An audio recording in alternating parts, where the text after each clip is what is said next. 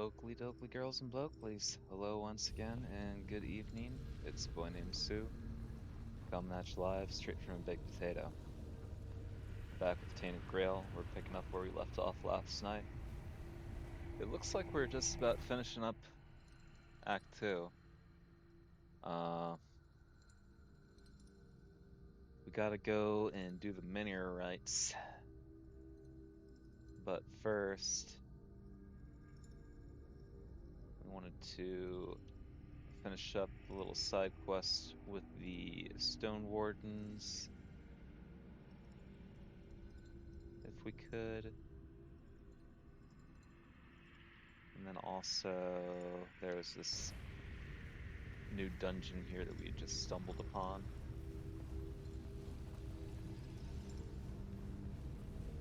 If I can find where it was, it's right here.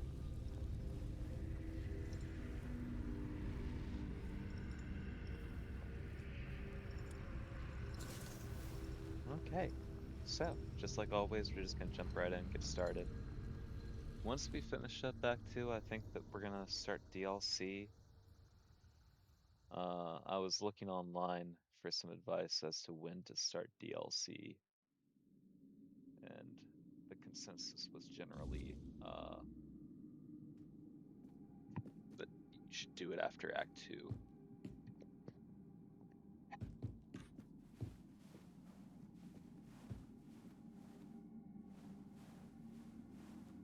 Oh, there's a person down here. Are you a friend or a foe? Have you come to take my place? Take your place where? In the sacred mission, taking over the feeding and guarding the abyss so it never spits out its insides. I've always known that one day my successor would appear. We always have. I will be the master, and you will be my apprentice. You will take over the sacred mission. There's always two, there must be. What is the sacred mission? Look down. Can you see anything? No? That's exactly as it should be. I guard the abyss. The abyss requires feeding. I hunt down lives I sacrifice to the abyss. This way, the abyss is calm and Avalon is secure. If not for this sacred mission, Avalon would face unspeakable suffering. It would be the end of our world. This is my sacred mission, and it can be yours if you so choose. You hunt lives? Like, not just animals? How is this considered sacred? Ah, a life is a life. Sacrificing one person is a small price to pay to prevent the catastrophic terror that would follow if the gates of the abyss were to open. What is the abyss? The abyss is a gate that separates us from all that's evil, all that's at the very root of our suffering. It's chaos and darkness. The abyss must remain closed. We must ensure that the gates never open. The sacrifice is essential to keep the abyss contained. What will happen if I refuse to take on the mission? Ah, then you will become more fodder for the feeding.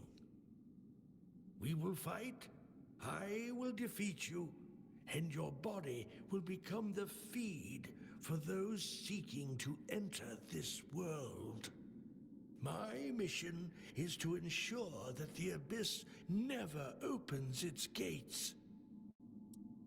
And you truly believe all this? Oh, would you really risk the fall of Avalon, knowing its fate rests in your hands? It's not about fate. It's about necessity.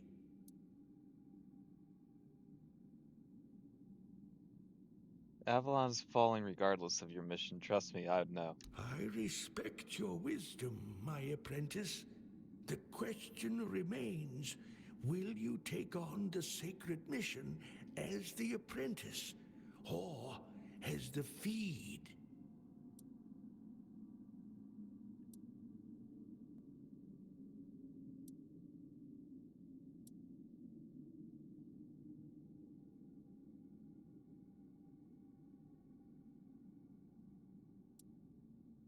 Your sacred mission is just the delusions of a madman. Nothing will happen if you stop your sacrifices. So, you have made your choice? I hope your soul proves noble.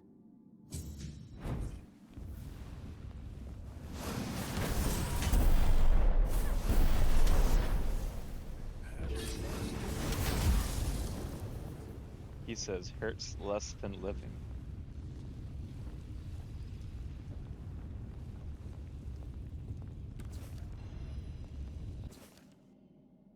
Sunrise again. The years have turned my duty at the abyss into a dance I can perform from memory. I'm tired, so very tired, but the cause remains noble. I stand guard, hoping for the day when someone younger, someone with fresh resolve, will relieve me.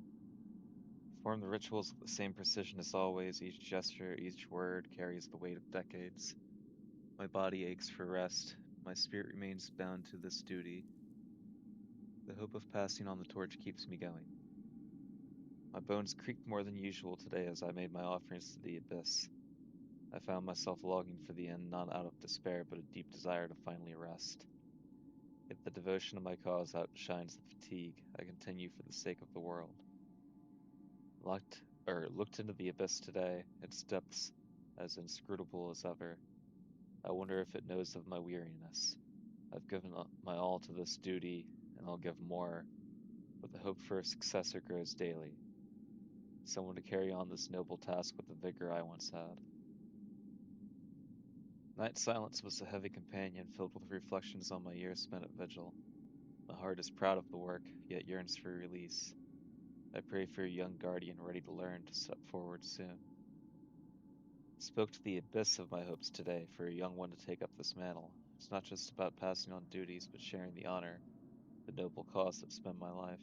Until then, I stand steadfast, tired but devoted guardian, keeping watch over the darkness. I hear someone coming. Could this be the day?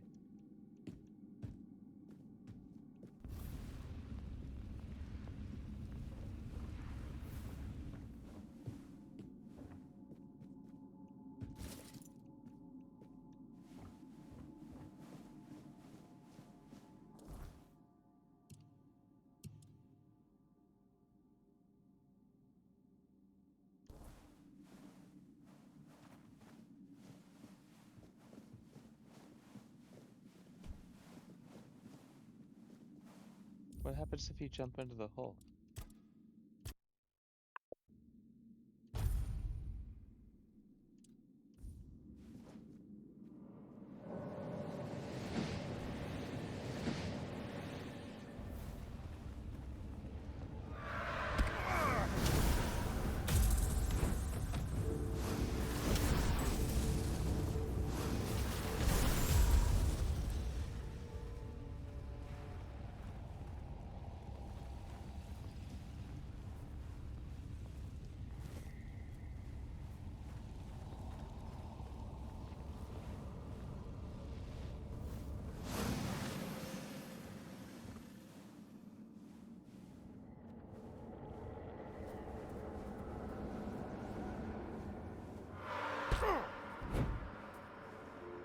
Why can't I do nothing?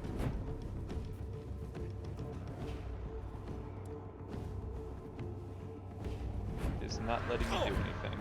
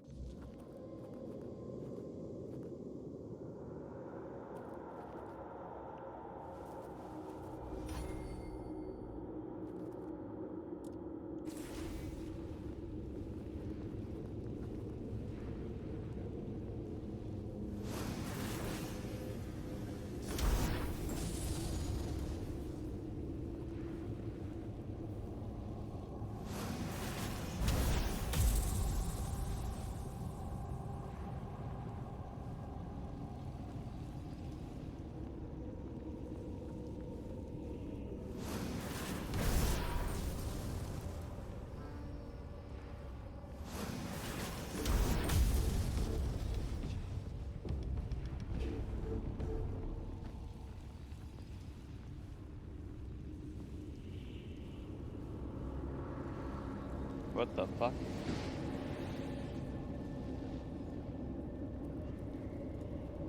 Get me out of this.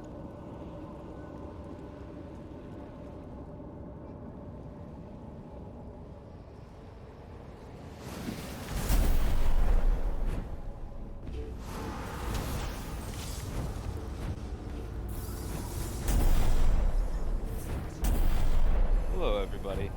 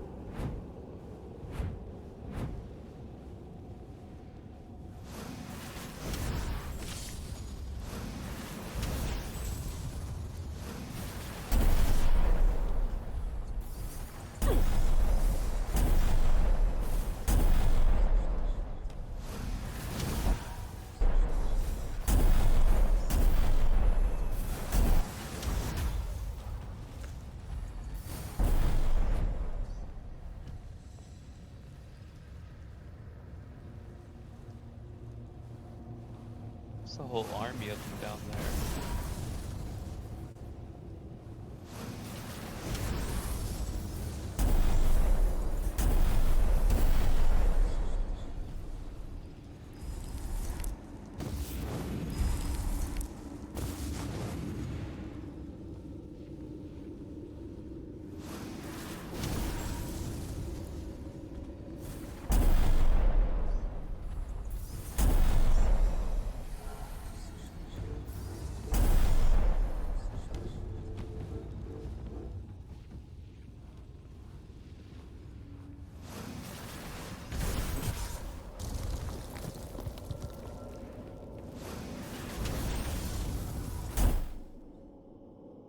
Okay, what's happening now?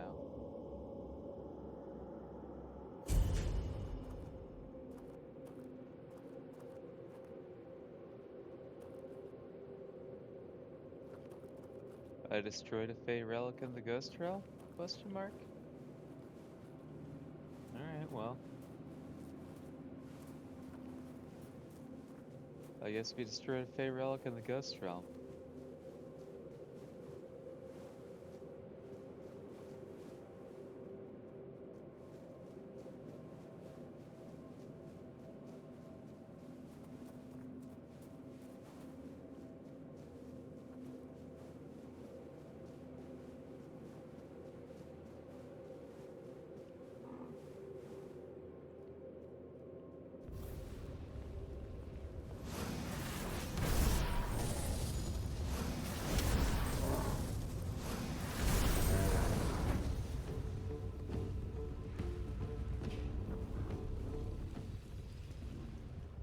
Oh, he's stuck in the wall. Golly, bro.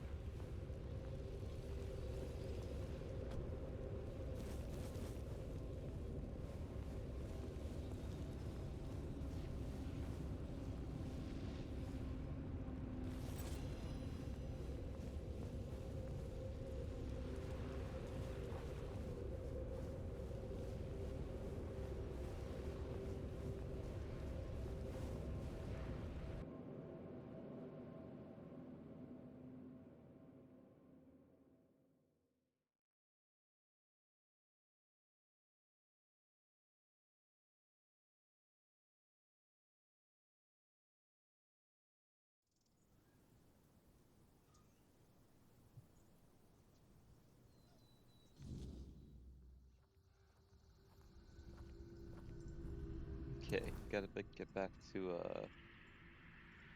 Cover.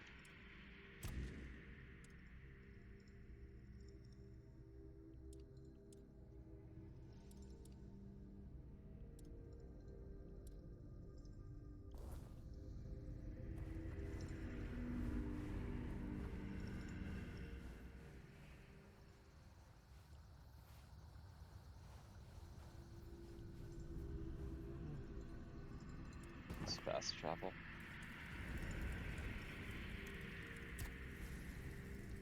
Ooh, we don't have many cobwebs.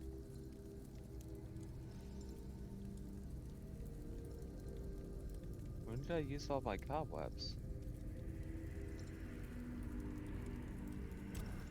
I have like 300.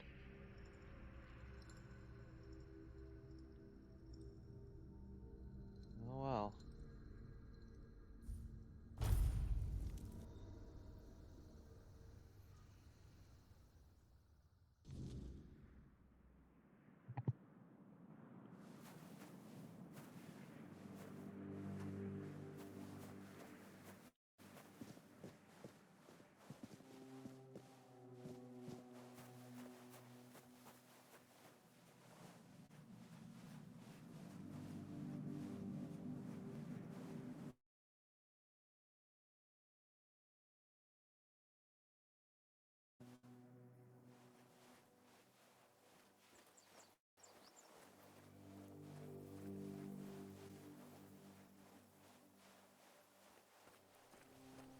A little hiccup there in the stream.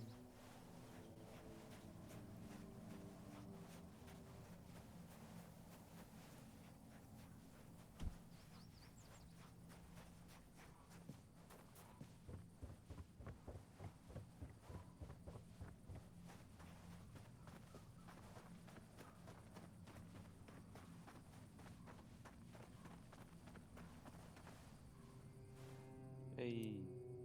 Ah, so you've chosen to wrangle unwilling lives and cram them inside. I can almost feel them churning within. I'm curious to see what will come of it. Here, this is no peaceful heart. I hope your friend is strong enough to tame it. It was a pleasure. Give Bayor my regards. I hope his new heart brings him happiness.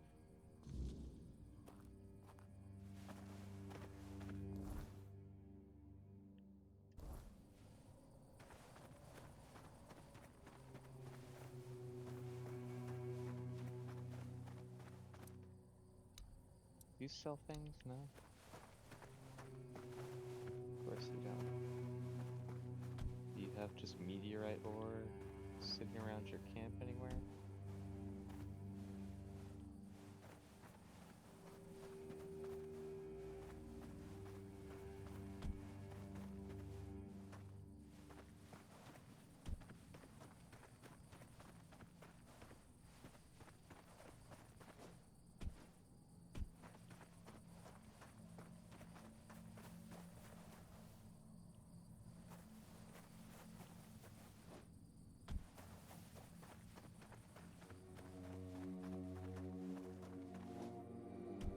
We'll just check the blacksmith again and go back into town, see if we can't buy a little bit more. We just need a little bit more to make that amulet to progress that quest line with them.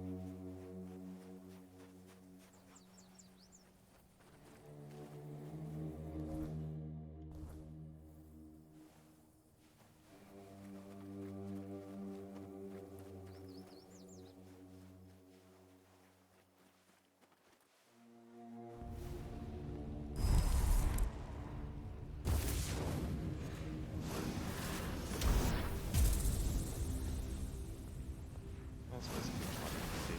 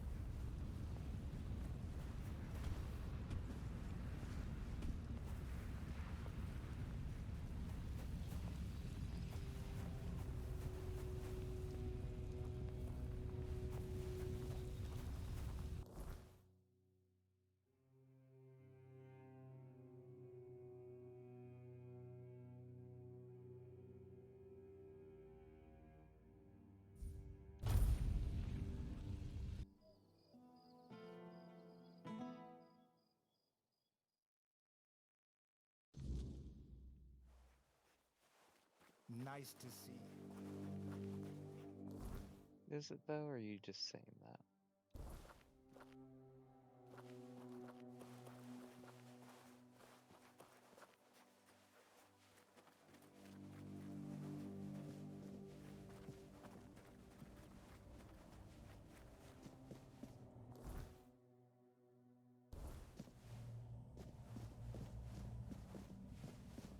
Guess I'll just run over there and get the scalps while we're here. Whatever Spare level a coin it for the is. hungry.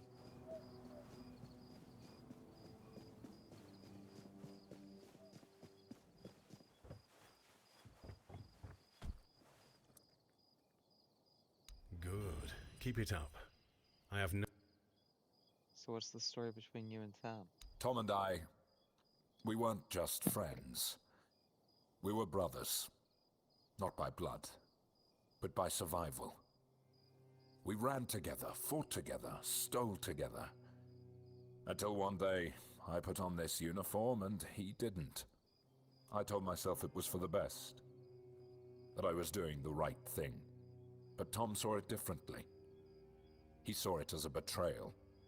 And now, here we are, years later, with a bounty on his head and a sword at my back. So, tell me, do you think a man can ever really outrun his past? Well, if you run fast enough. That's a good one. If only my legs were still as quick as my sword hand, maybe I'd have a chance. So you're both thieves? Aye, we were. But that's not the whole story. We grew up in the same orphanage, if you could even call it that. It was a house of broken things. And those meant to watch over us, they were the worst of all. No one came to help. No one cared. So we ran. And after that, the streets taught us the rest. Tom was the only family I had. And back then, I thought we'd always be on the same side. What changed? Well, the past always leaves its mark. I wanted to make sure no child ever had to live through what we did. So I chose the law, took the oath, put on the uniform. I thought I could be the one to stop it from happening again. Tom, he saw it differently. To him, the law was just another tool for men in power to use and discard. He made himself a new kind of ruler. One without kings or laws to answer to. So, there we were. Two men trying to fix a broken world, just from opposite sides of the blade.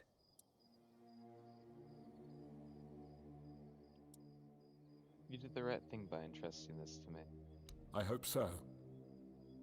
I've made my share of mistakes, but this one I can't afford to get wrong. Tom deserves a fair chance, not a bounty hunter's blade in the dark. If anyone can give that to him, it's you. Yeah, we sure did. Parkour.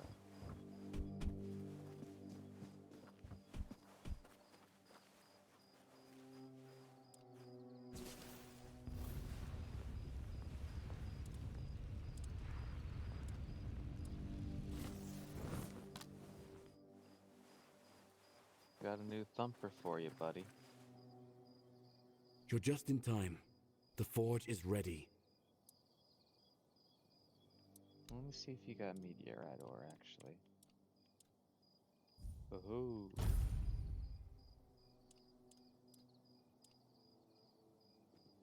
Hold on a second.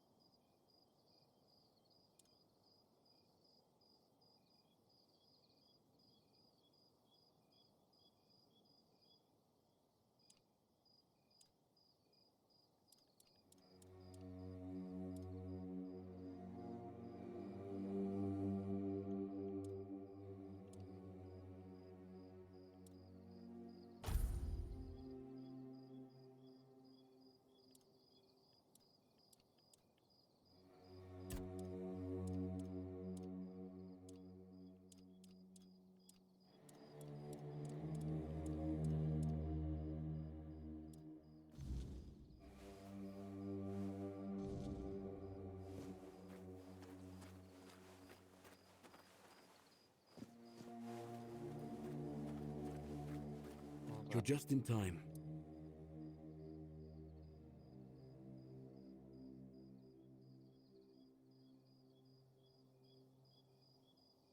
Spoke to Kovor, a stone warden. He managed to forge a new heart for you. What? That's amazing. What materials did he use?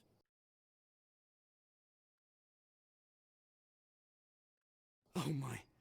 I have so many questions. But those can wait. First things first. For this, I will need your help, my friend.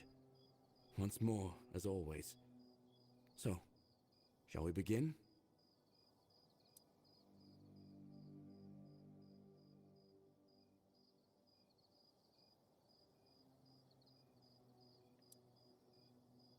Theoretically, yes, but you should reconsider it.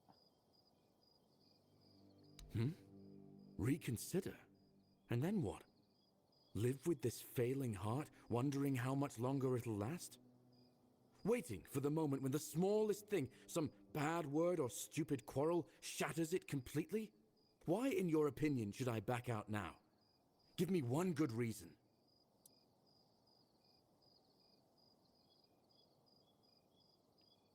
It's not the kind of magic we're familiar with. We can't tell what it will do.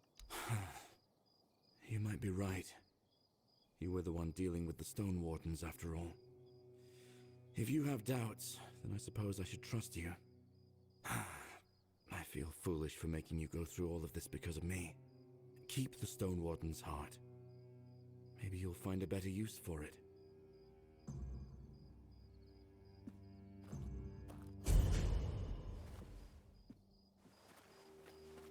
Okay, well, I don't know what the fuck we're gonna do with that thing. But I don't think it would have ended well if he put that in his chest. I gotta be honest.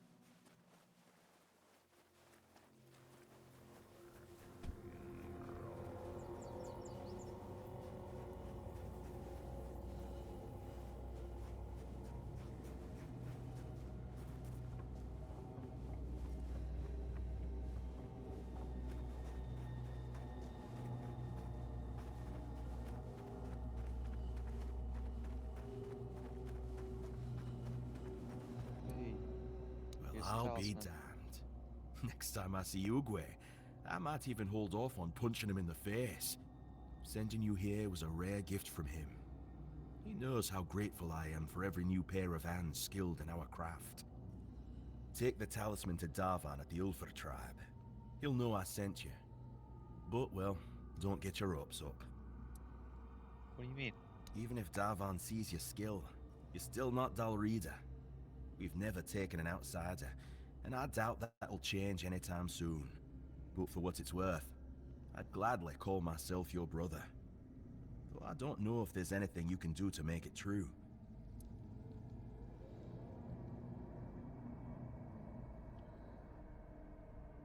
Well, if anyone could do it, it'd be me. I like your spirit. Good luck then. May Mother guide you through the dark. I'm guessing that's... yeah, Forlorn Swords.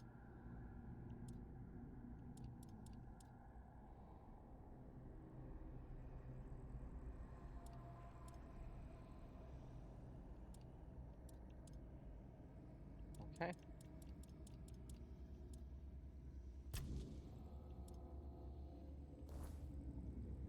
Time to go, do these Menhir rites.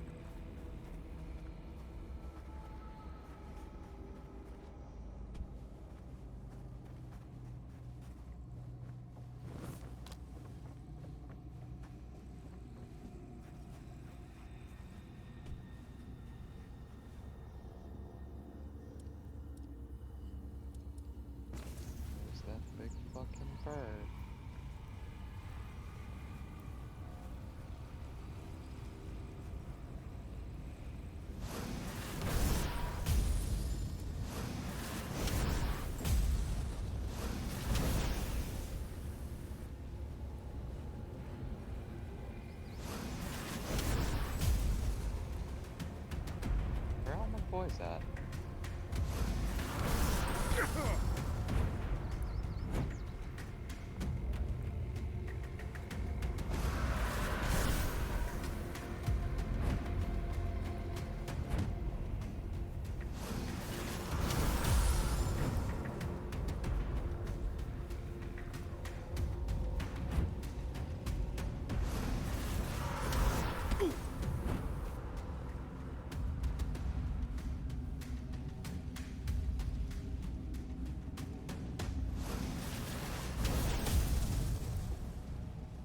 I think got stuck in the wall.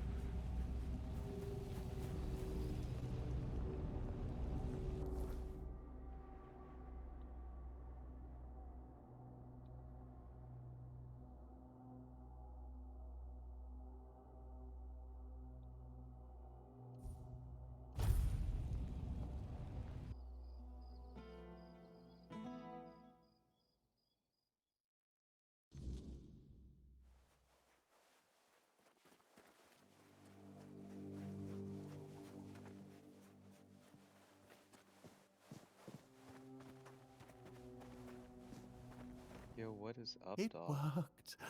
I can hardly believe it. I mean, I hoped, of course, that the wisdom of my predecessors and our shared effort wouldn't fail, but you know how it is. Something could have gone wrong. Is everything all right? You don't look too well, eh? Eh?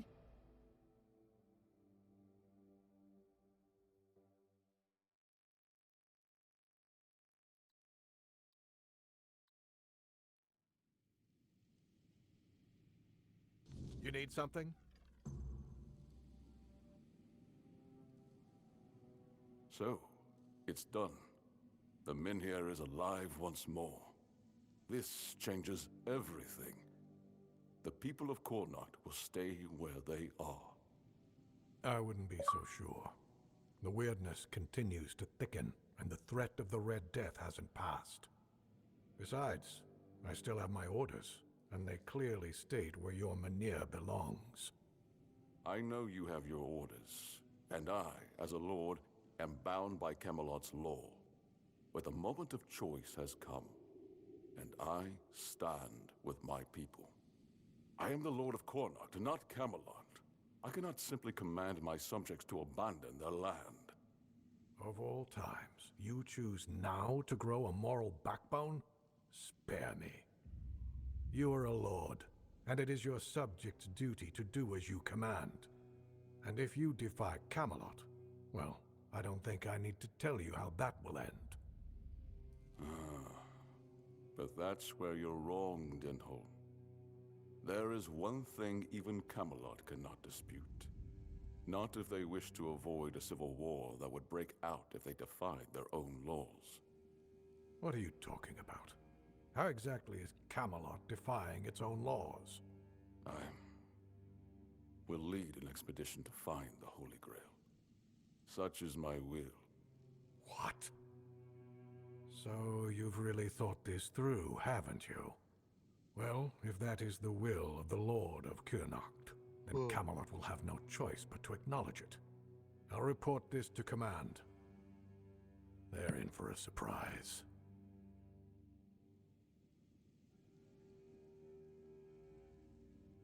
You heard what Denholm said. Camelot won't dare touch the Minhir as long as I lead the expedition for the Holy Grail. Once again, I need your help, and I'm prepared to grant whatever you ask in return. What do you need? People I can trust. Those prepared to share the burden of this quest for the Grail. I can't command anyone to join me. They must come of their own free will. Otherwise, the expedition is doomed to fail before it even begins. The Minior has regained its power. Why do you even need this expedition? You see, here's where it gets interesting. I've turned Camelot's own ancient laws against them. No one can dissuade the Seekers of the Holy Grail from their sacred mission.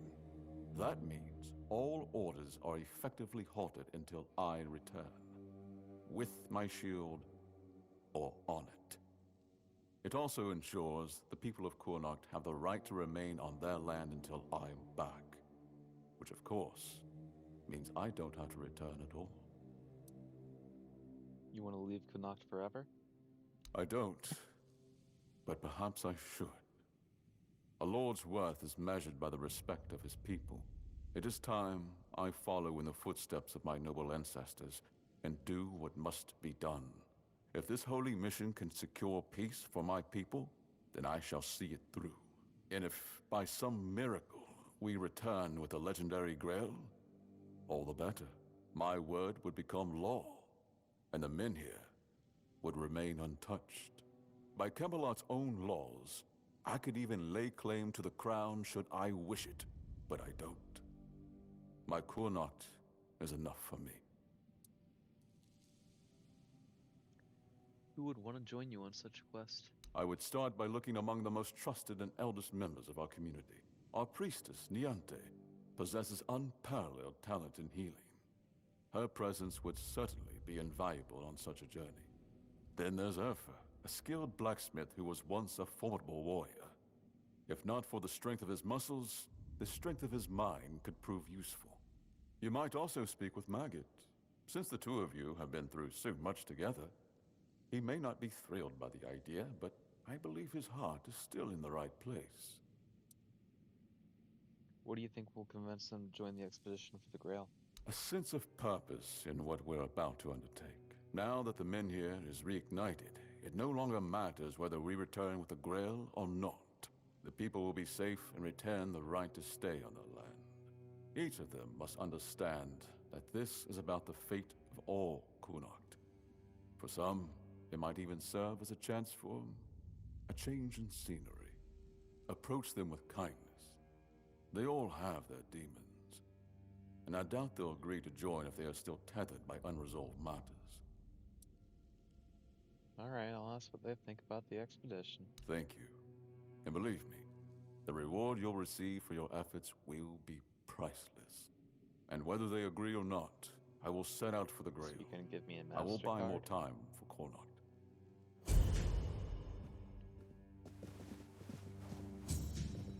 Less attention, the better.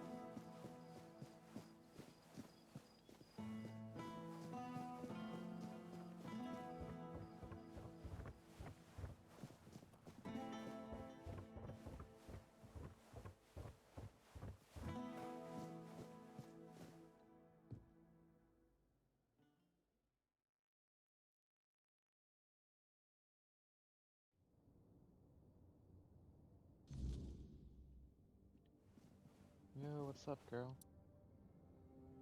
Yvain's looking for trustworthy allies to join his quest for the Holy Grail. I know. I'm the one who suggested it. It's the only way to get Camelot to hold off moving the Menhir. Yvain can count on me. After everything that's happened, I see now that this is the right path. Tell Yvain I'll join him on this holy mission. That's easy. Go with her blessing.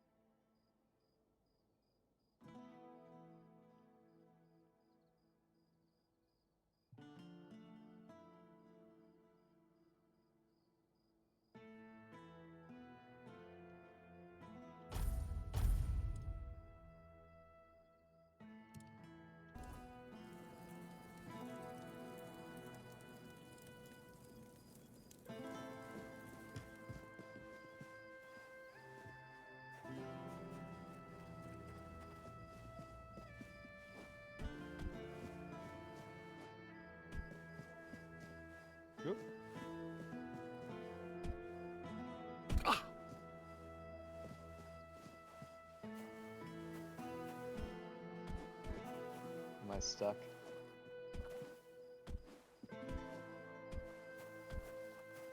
Let me out of here! Let me out! Alright, fine.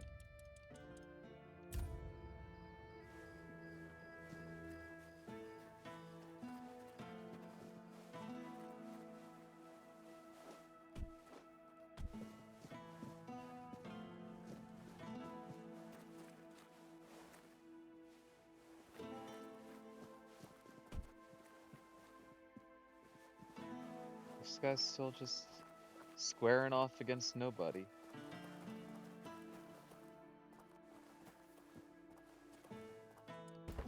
Guess we'll rest till morning so that the blacksmith comes out.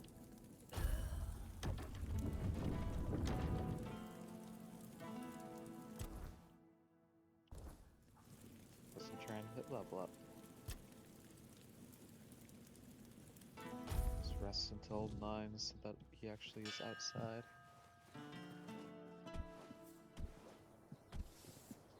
Hey. Lord Yvain's looking for people to join his quest for the Holy Grail. Beor's fully recovered. He's doing well and making his own decisions. He doesn't need an old man hovering over him anymore. And, well, to be honest, I've been waiting for this moment. I'm proud of him, but you didn't hear that from me. You've done right by me, so I'll give you some advice. This whole expedition is madness, but as they say, sometimes there's method in madness. And I'll admit, I'm glad these old bones can still be useful. I might not think much of our Lord, but I won't turn my back on him when he needs help. This isn't just about him. It's about our home. I'll do whatever I can for Kuanacht. Tell Yvain he can count on me, even if it's the last journey I'll ever take. Oakley dokley.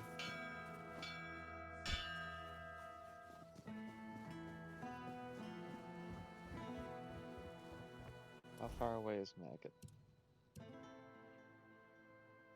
He's not that far.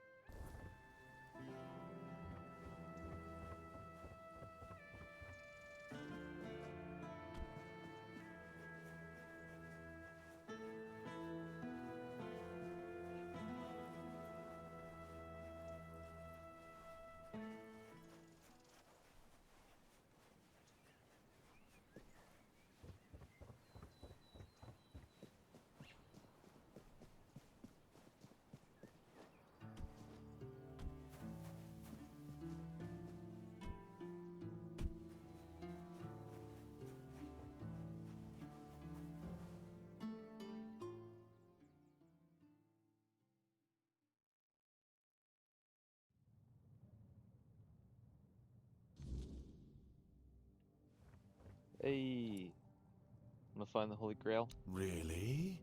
What for? The Manir burns beautifully.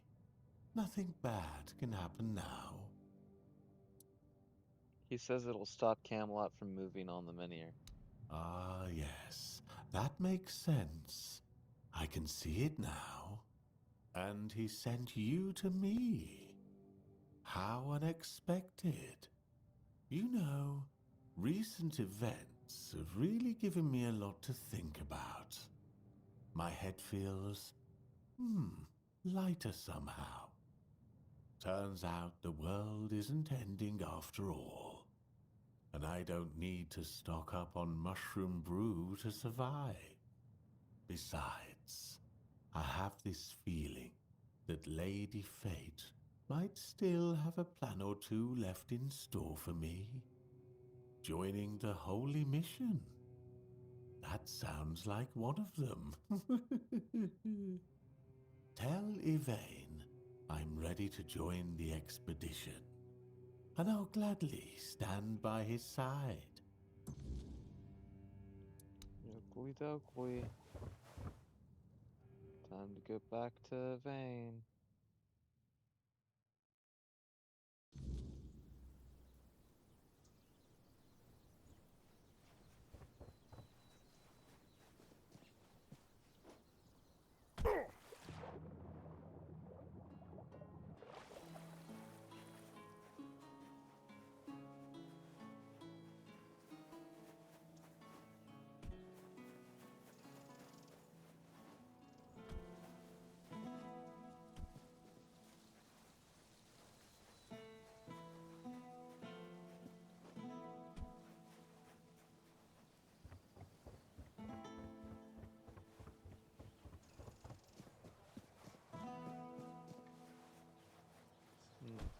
Make some arrows.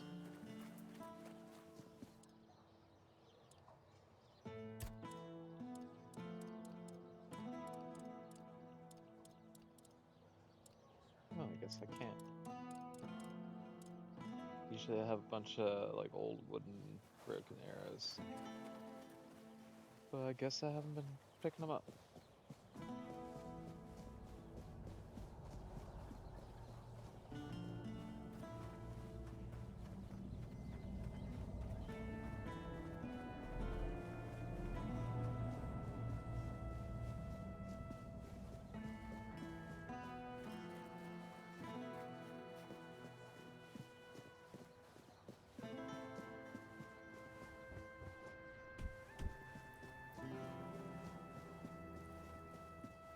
Stay out of my way.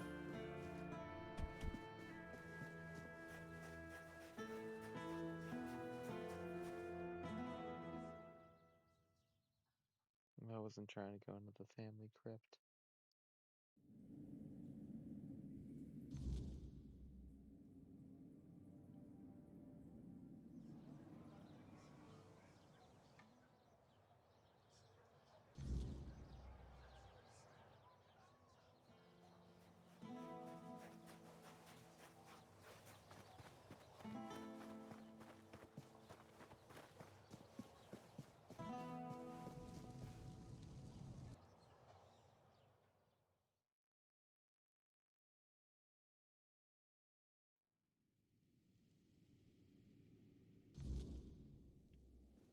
Just keep your head down.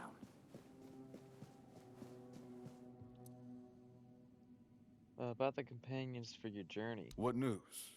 The people I told you about. Have any of them agreed to join me on the quest for the Holy Grail? All three of them. Ah, now that is truly wonderful news. You've achieved what seemed impossible. I'm grateful that fate has guided you to my side. With Niante, Magat, and Ifra, we shall strive to restore hope to the people of Kurnacht. You've done me a great favor, so allow me to repay you. Before I depart, know this. You brought change to Kurnacht and earned my deepest gratitude. Let my repayment be the blessing my lineage received from King Arthur himself.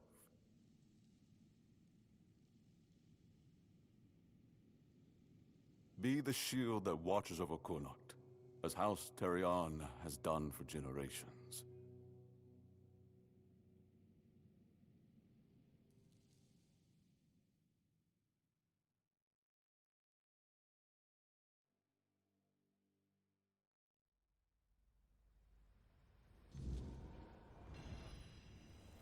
Oh, did we get the shield then?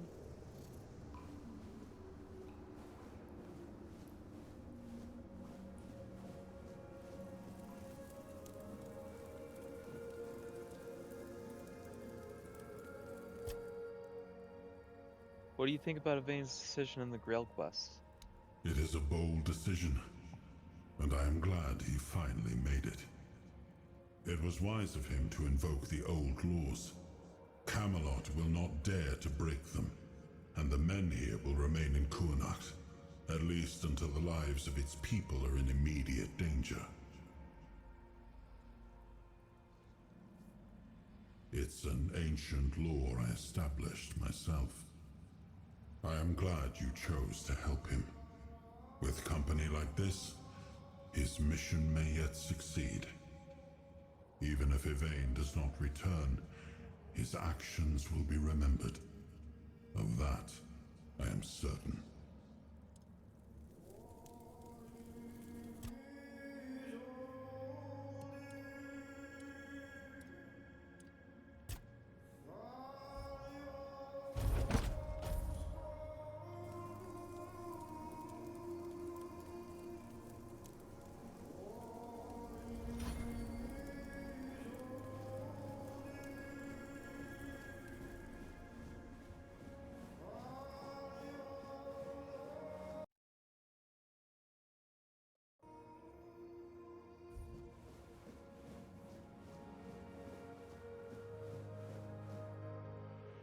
I am his oath.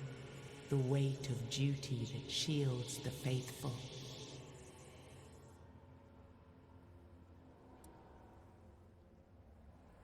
Bind the soul to the stone, huh? I am the wall between order and ruin.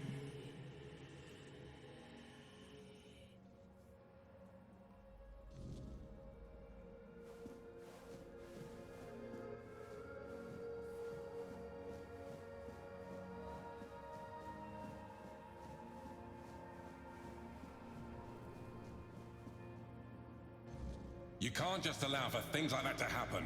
Not ever again. Not when the kingdom is beginning to find its way. You're the king, and that comes with a whole lot more responsibility. You can't let people like Merlin do what they want, even if their intentions are pure. You must see the danger now. The memory of Seawall is my burden. Harder to bear than I'd like to admit. But I've realized that his story is what happens when power answers to no one. Then do something so that a tragedy like that never happens again. Palamedes, you've always spoken your mind, even when I didn't want to hear it. You've stood beside me through the darkest days and fought not for glory, but for Avalon and its people. I have done only what I believe was right, nothing more. Yes, and that made me realize that Merlin was wrong. The legacy I leave won't endure through the legend of a single man, whether it's me or anyone else. I decided to give my sword to the Horns of the South, to bind them not to me, but to the people. But Avalon needs more than that. It needs structures, memory, and resistance to corruption. It needs the foundation of something greater than any one of us. A shield? Yes. One to guard Avalon, even from itself. You've proven yourself time and again, so my shield is yours, Palamedes. Not just to wield, but to become. Let your bloodline anchor what my reign could not. And you believe I am worthy of such a responsibility? I will not fail you, my king. Don't carry this burden for me, Palamedes. You never have. Carry it for Avalon, and may your name be a blessing upon this land for generations to come.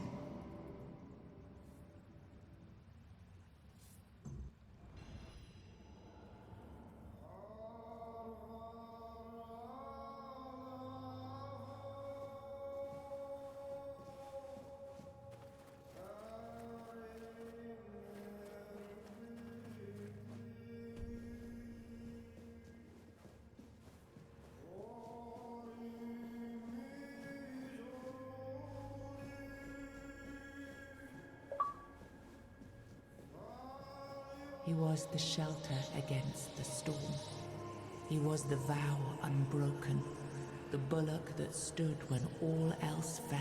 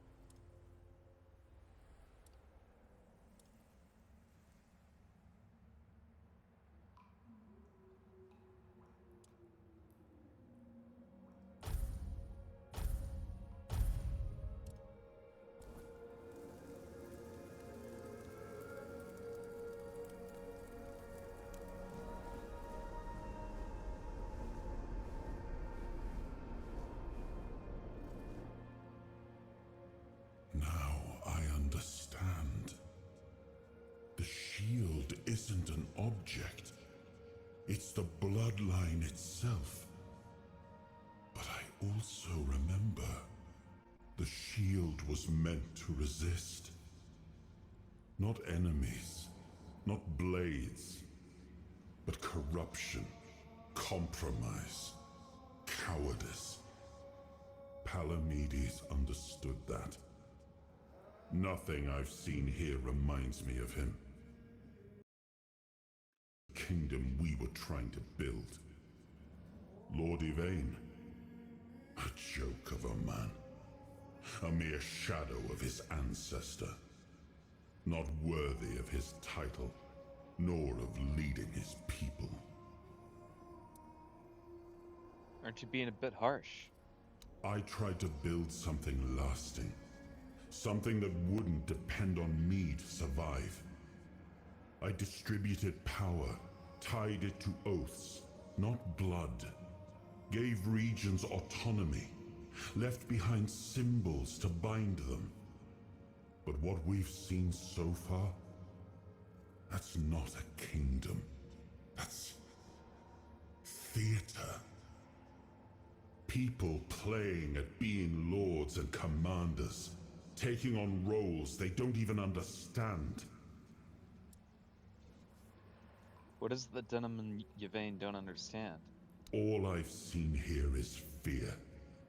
Indecisive men wearing the mask of power. But their power comes from symbols they don't even understand. And when a decision needs to be made, they hesitate. When danger appears, they flinch. Denholm, commander of Camelot's forces, is incapable of acting without direct orders. Yvain, a descendant of Palamedes, yet too weak to stand against choices that harm his people. Their fear breeds indecision. If you cannot choose, you cannot protect.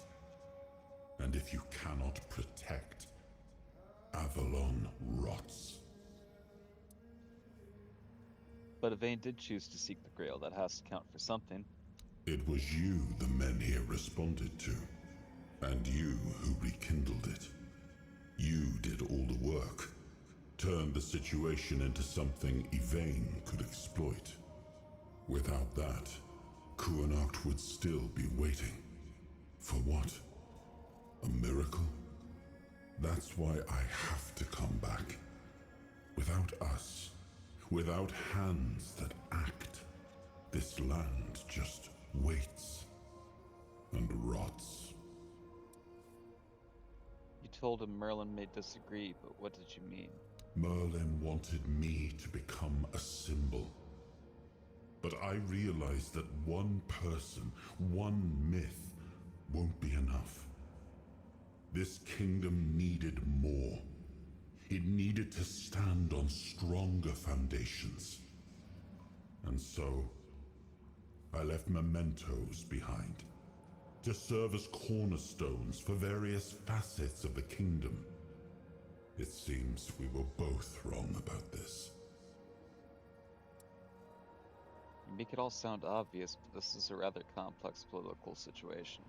Yes, the situation is complex. But that is precisely the burden of a leader. Complexity does not excuse paralysis. And yet they sit in deadlock, doing nothing, while the world around them fractures. What would you do in this situation? Turn every resource toward understanding why the weirdness is returning and stopping it. Hiding in Camelot is cowardice. Staying here? Stupidity.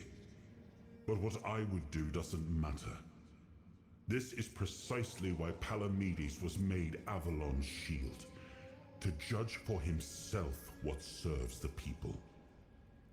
Even if it meant standing against me.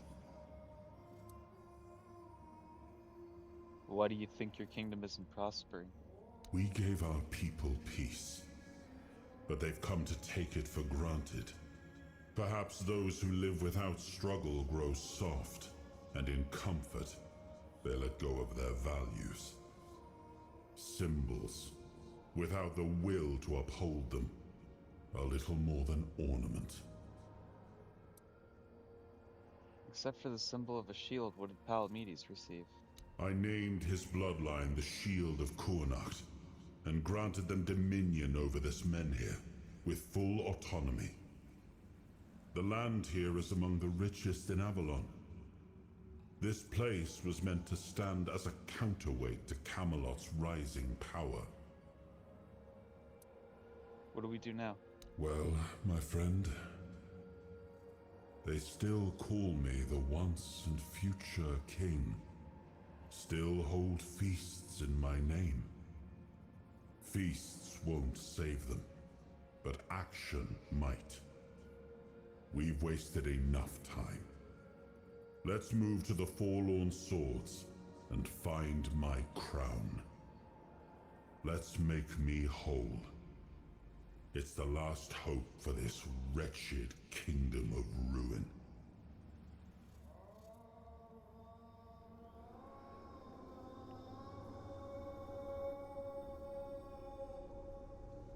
He's got a little bit of a savior complex. Alright, we'll be right back. It's about to start.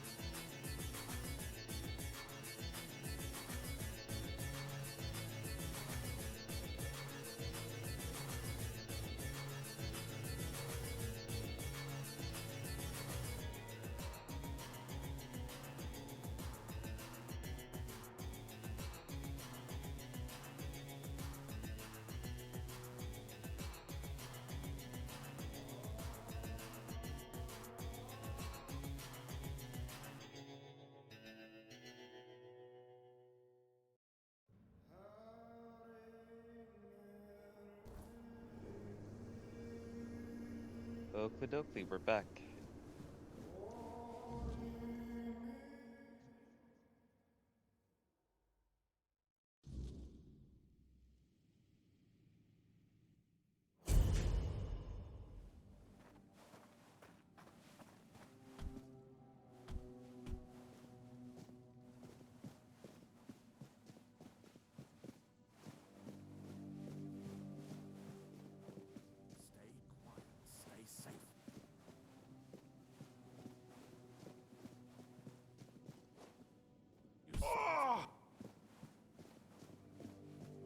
Ah, it's you again.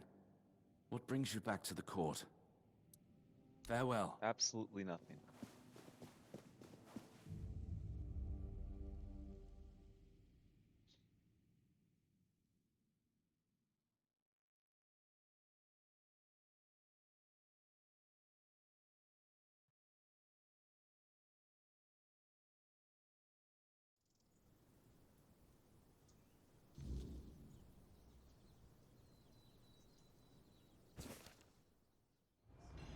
Are you sure you want to do this? You can still back out. Camelot will surely forgive you for this insubordination. I have never been more certain of anything in my life. This is the only way. Fine. Do as you will. Look who woke up. You're a bit late, though. You missed the show. Our Lord gave a rousing speech to his subjects explaining why he's going to leave them in these dire times. I'll leave you two. I need to start cleaning up the mess you made, Yvain. And before I forget, some shady-looking character was looking for you. Didn't tell me his name, but said you're old friends. Said he'll wait nearby. I wonder who that could be. Greetings, friend of our house. What may I do for you today? In my vision, I met Palamedes. You do him proud. Really? I hope he supports my decision to embark on a quest for the Holy Grail. Although, in truth, it doesn't really matter. I made my decision, and I'll stand by it. Whether my noble ancestor approves or not. Well, and now you are the shield of my people. I trust you will ensure that his blessing is not squandered. Your decision brings glory back to House Tarion.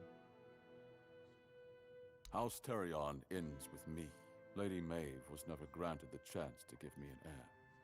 And I couldn't bring myself to take another wife or continue the lineage while the world I knew crumbled around me. But your words are kind. The story of my family began in glory, and in glory, it will end. When are you setting up for your quest for the Grail? As soon as the necessary preparations are complete. With any luck, it won't take much longer. Ansem will assume my duties in my absence.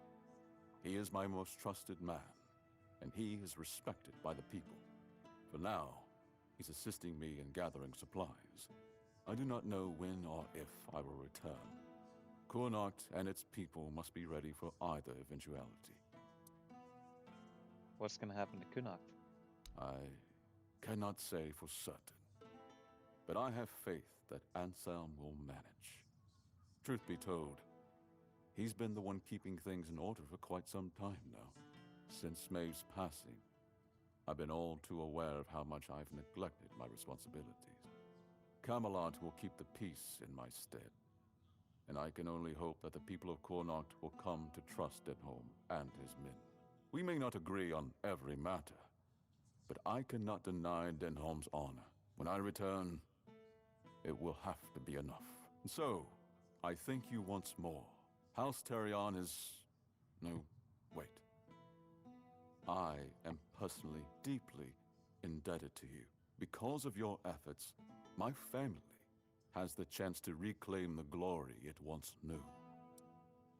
Farewell.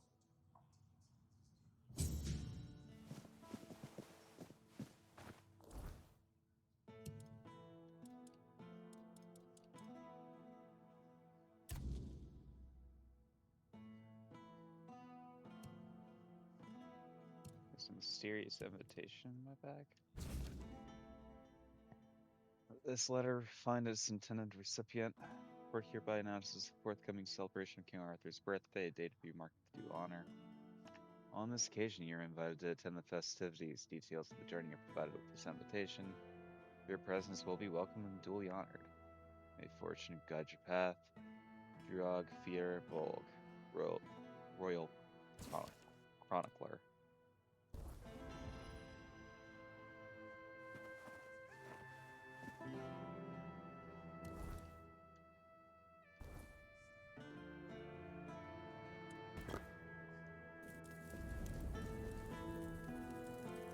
Do you need something?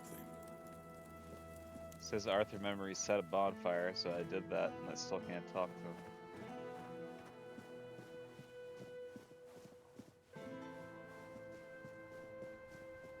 Eyes forward and mind your step.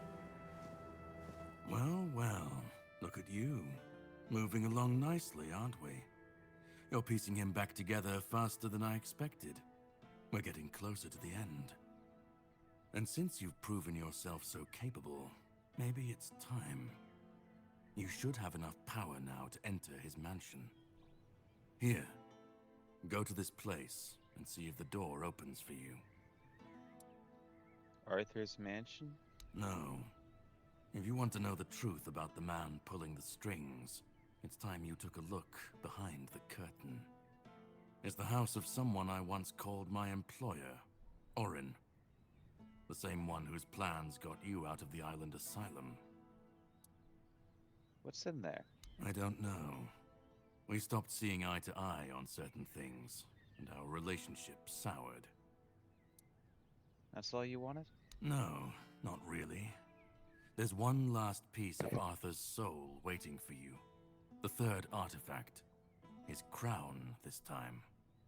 You'll find it deep in the Forlorn Swords, in the capital city of Dalriata. Meet with Gerfan. He'll either attack you on sight, or explain everything patiently, depending on how he feels about... Oh, you'll see for yourself. No surprises this time? How would I know? I'd say going into Dalriata territory is a surprise all on its own. But don't worry, they've got bigger problems at the moment than you sneaking off with their sacred helmet. And after that? Once you're done, meet me at the Charred Conclave. That's where we'll finish this, one way or another.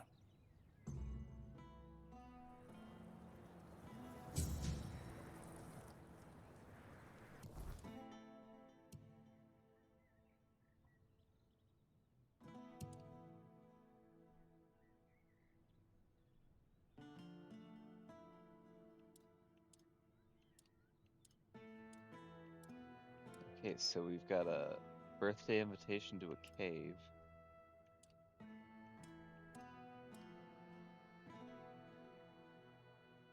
Gotta go to Orin's Tower. So we'll do the other side quests that are in Kunok before we start DLC. So that's already marked, we'll do that first.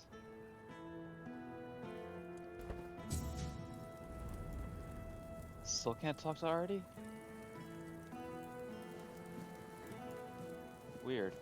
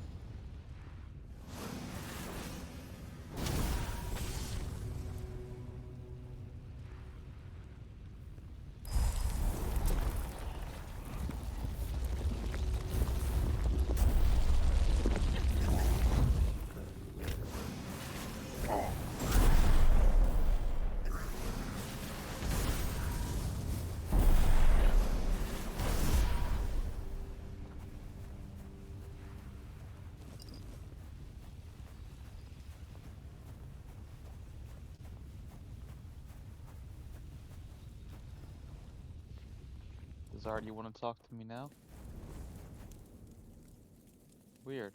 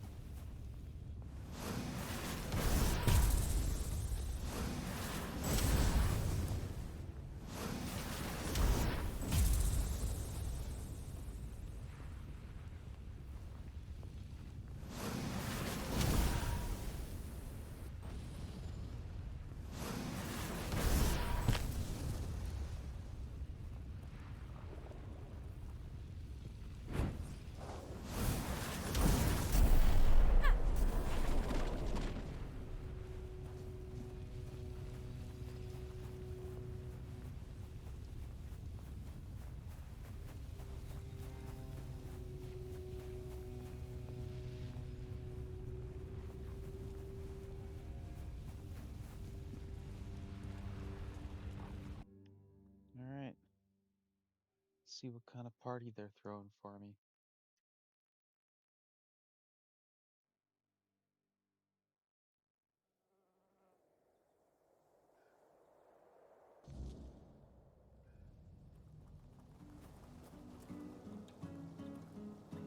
Looks like the celebration ended a while ago.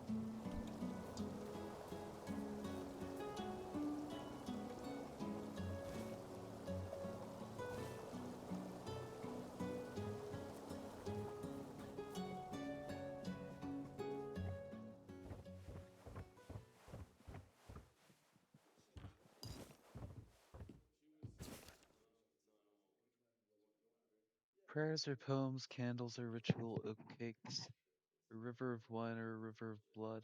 There is no right answer, no one right way to celebrate dies Natalis. Of course, it is sufficient for a father of a restive child to make them stare into a flame of incense and say a quick prayer, just as it is only right for a father of the country to receive a living sacrifice befitting his grand stature. I myself am a strong proponent of musical merrymaking, believing that Censorinus,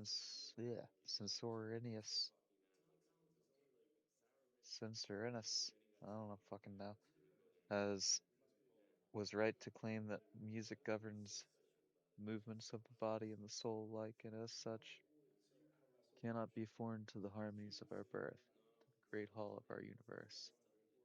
But I urge everyone to think of celebrations as, first and foremost, an intimate conversation with your genius.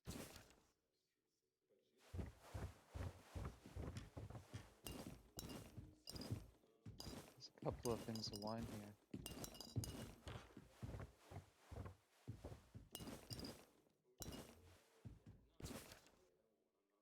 A genius is our own personal god, a constant watcher, a divine being inseparably connected with our nature, just like each woman is always secretly accompanied by her Juno. Each man has a different genius, tutelary spirit assigned to him at his birth. Not everyone is able to recognize his presence, but I assure you he's always there.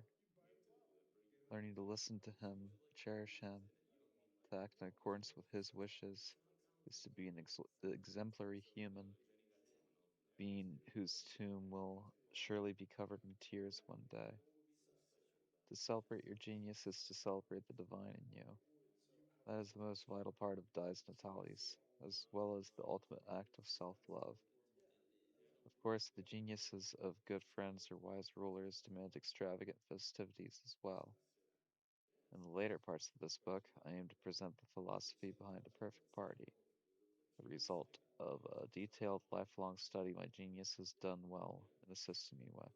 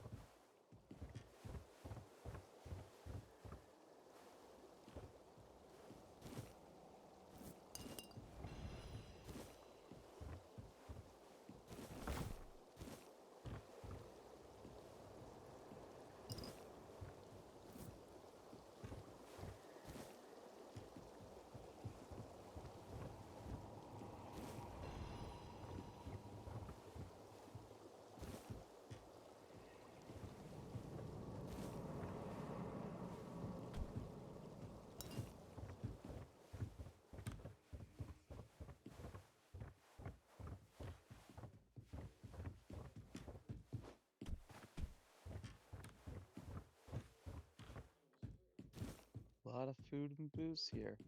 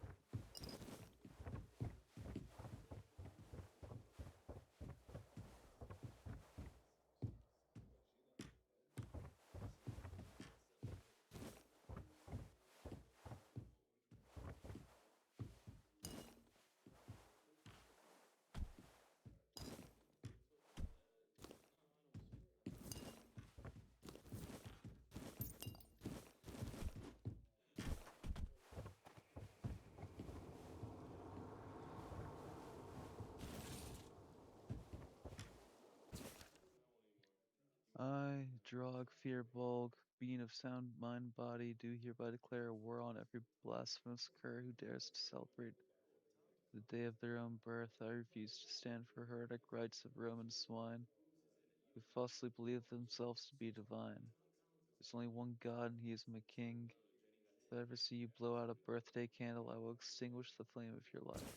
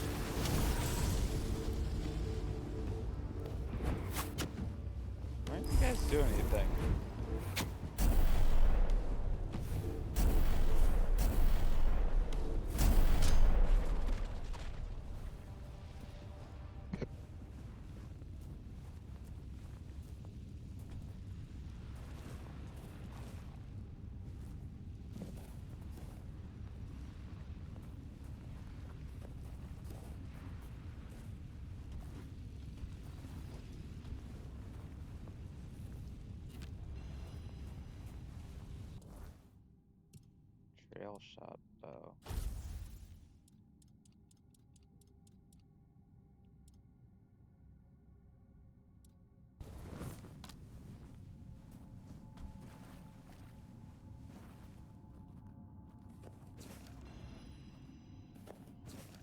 I should celebrate the birthday of King Arthur the Good, food, drinks, and other things too.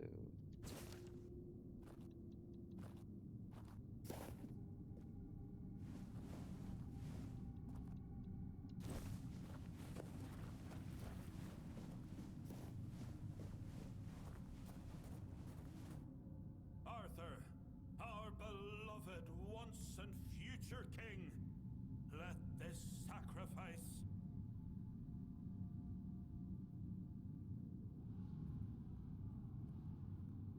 What is the meaning of this? Who are you?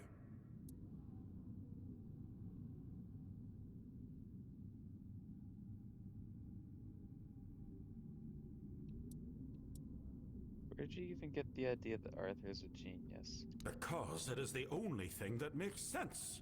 Just think about it. His spirit has guided us from the moment of our birth to the day of our death.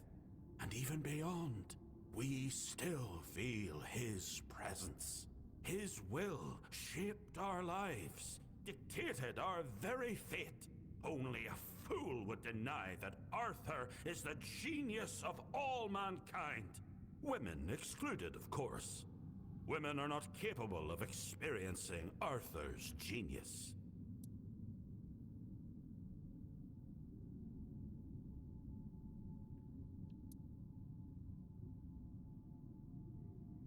I doubt the once and future king would want to be part of someone who's already dead, just saying. Blasphemer! Heretic! Liar! How dare you invoke his name in vain? You will regret making a mockery of the once and future king.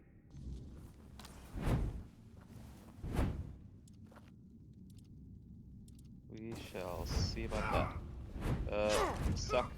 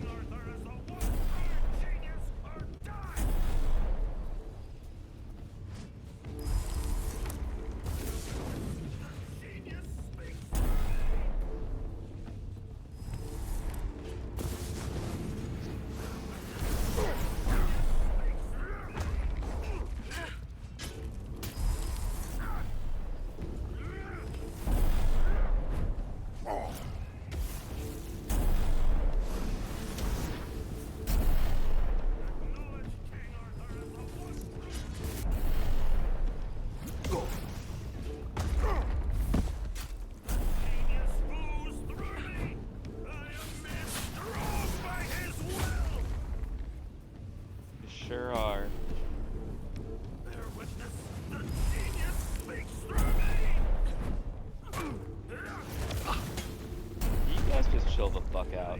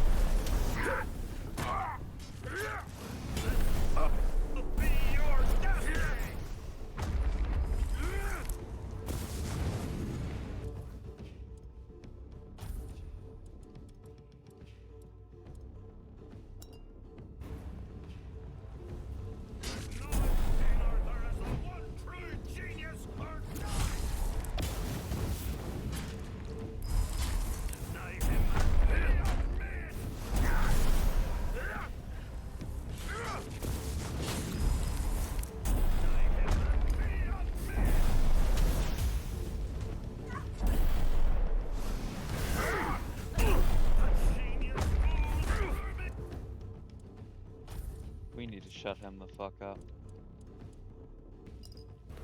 I am made strong as well!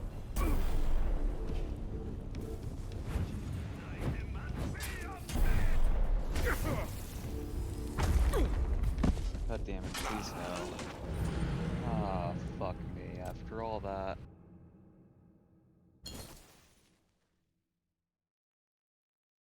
That's frustrating.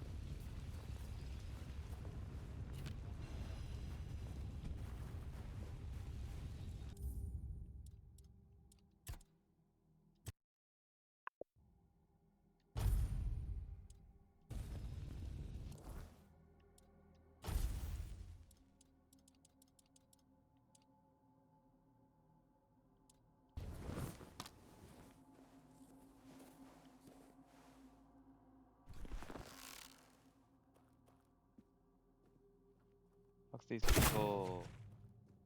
Oh, come on.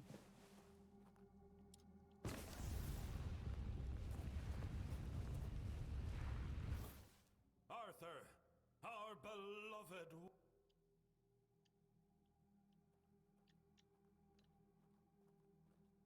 What?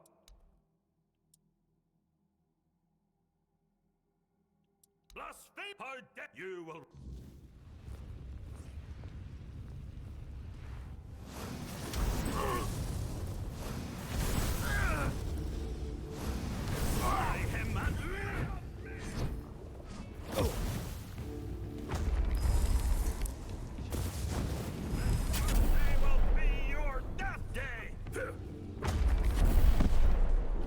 God, this is so annoying.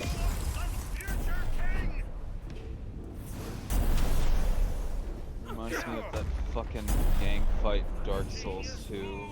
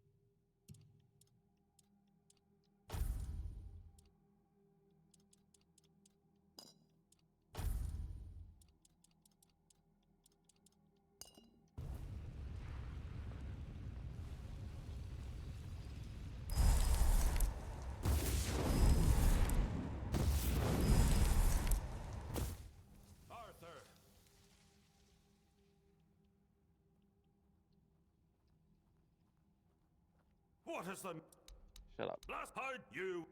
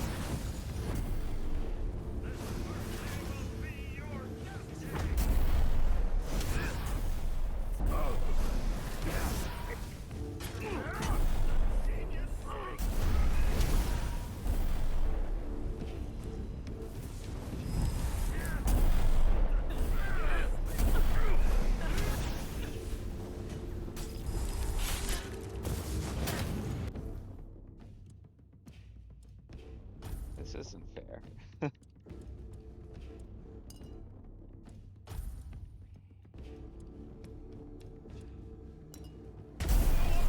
Future king!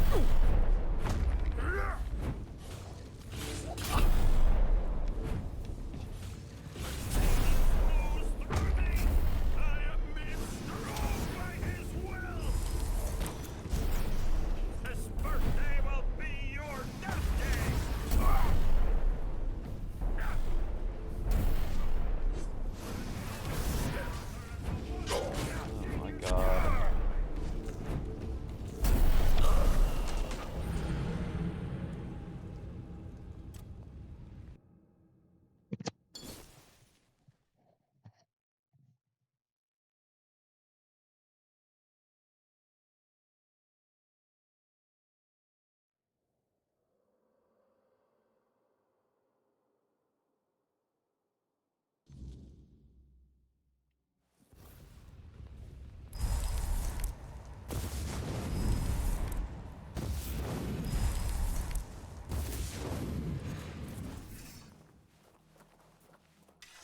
Arthur!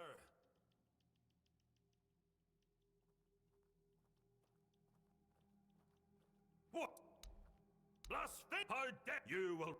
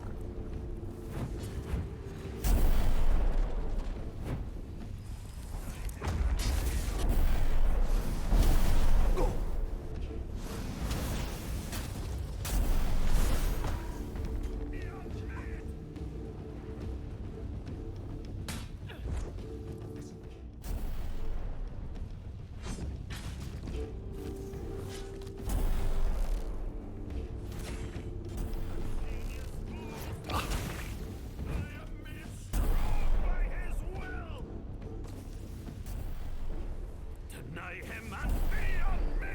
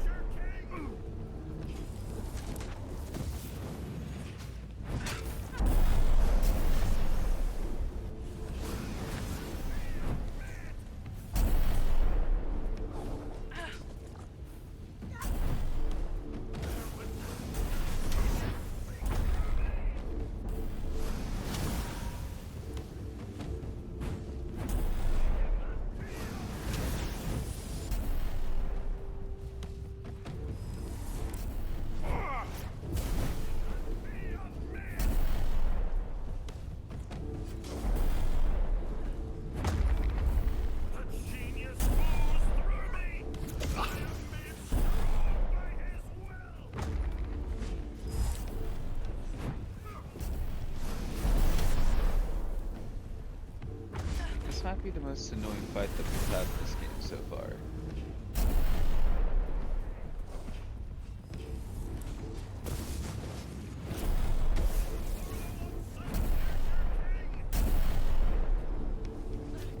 I actually think this is definitely the most annoying fight we've had in this game so far.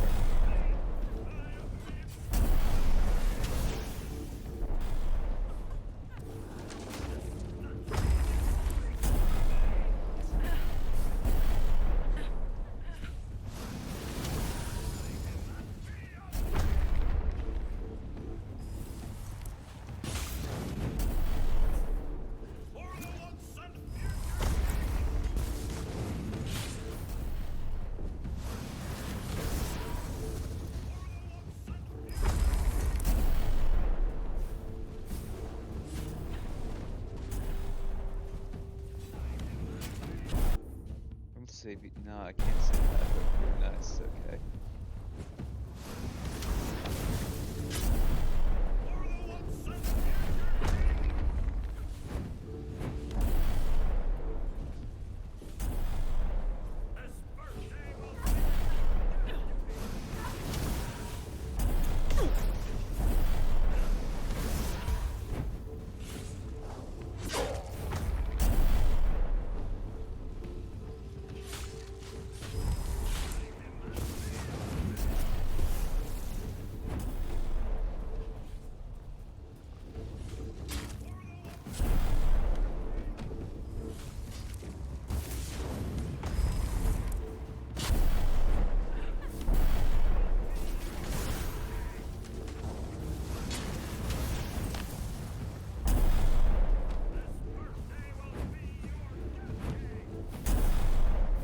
One guy's glitching out, and I'm definitely taking the cheese there. God damn it, get up.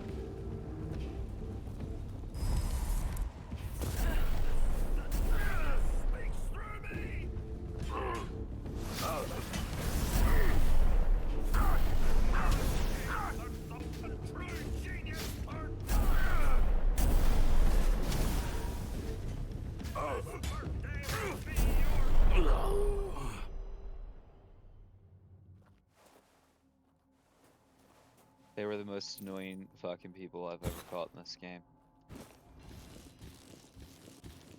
glad they're dead.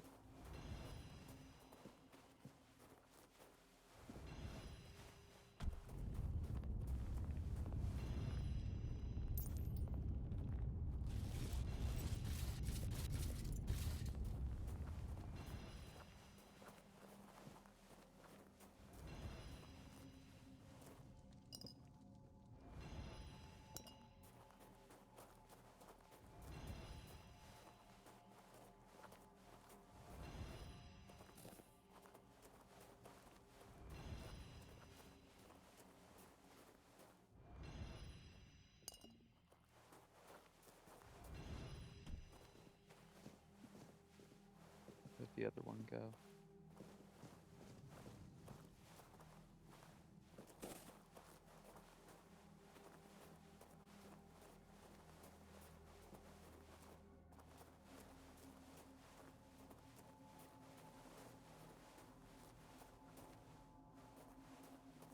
It could have gone anywhere because I hit him with a fireball.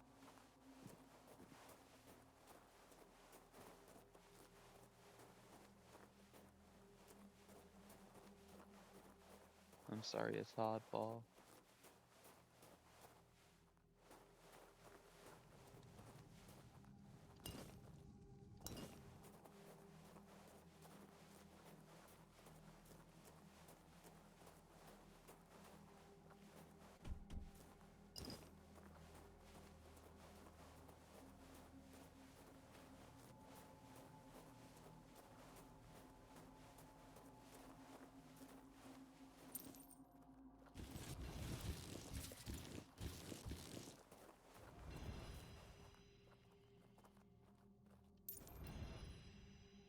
I'll take the money.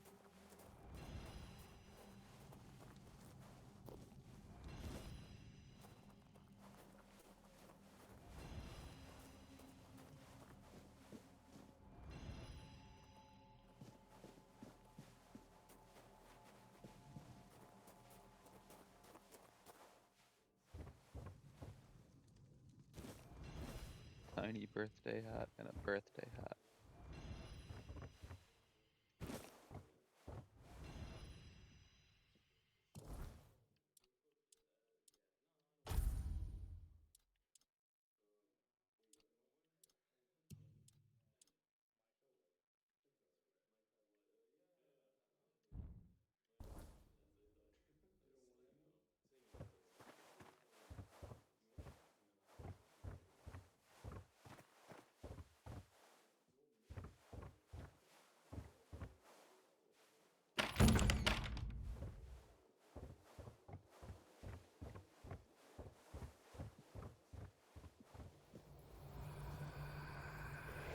Uh,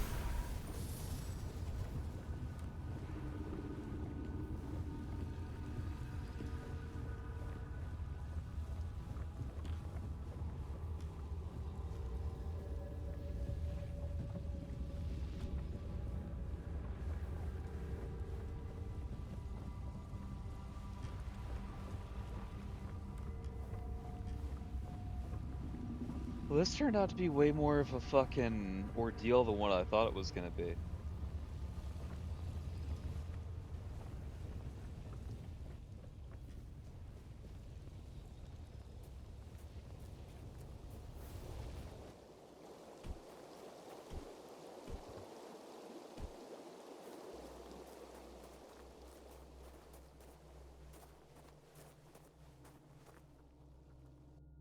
Okay, I'm gonna do a really quick BRB.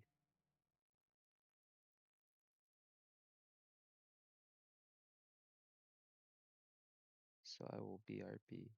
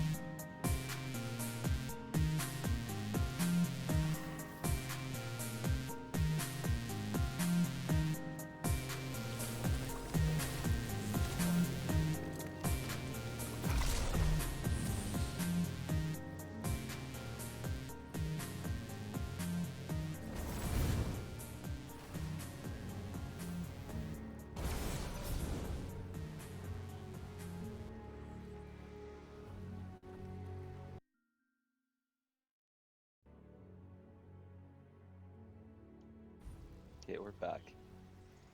Keep on going for just a little bit longer tonight. Still can't talk to Arthur even though it says we should, so that's a little annoying.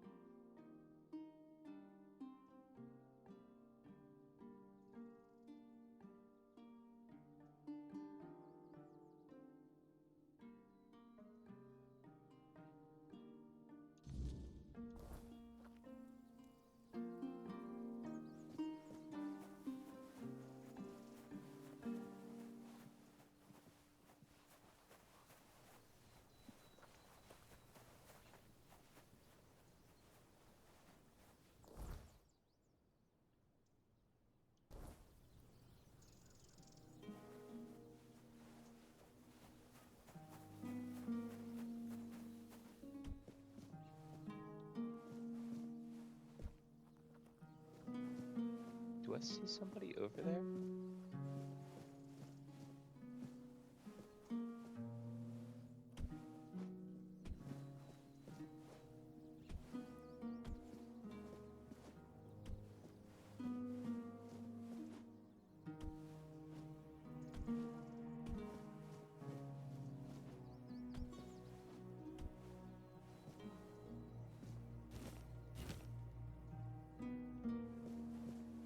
Just a random dead body, okay.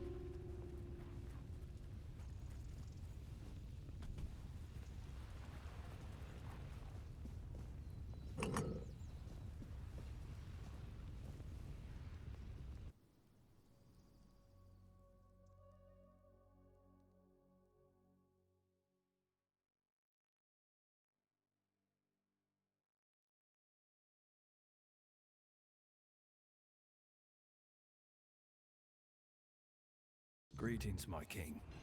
If you're seeing this message, it means King has fulfilled his task, and the wheel of destiny has begun to turn.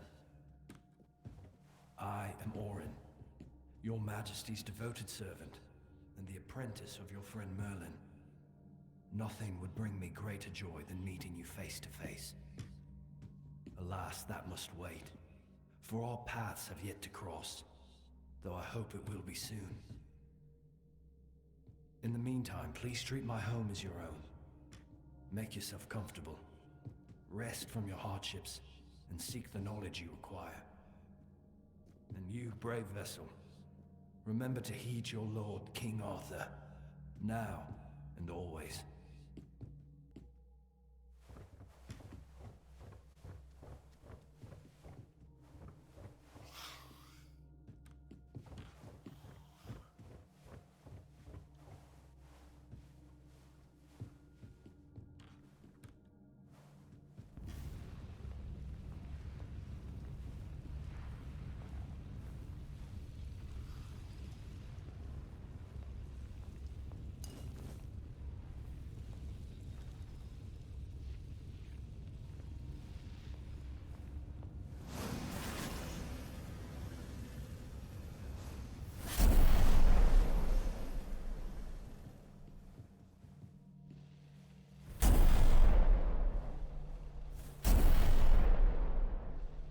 So talk to that ghost. Sounds like my guys are yucking somebody up down there.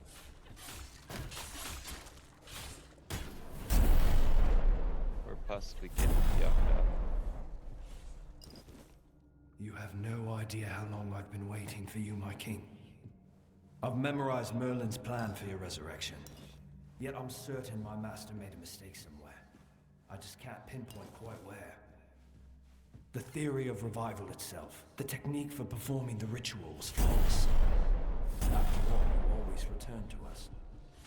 But I saw how much suffering its resurrection cost you. I wanted to find a way to bring you back to us as the person you truly wished to be.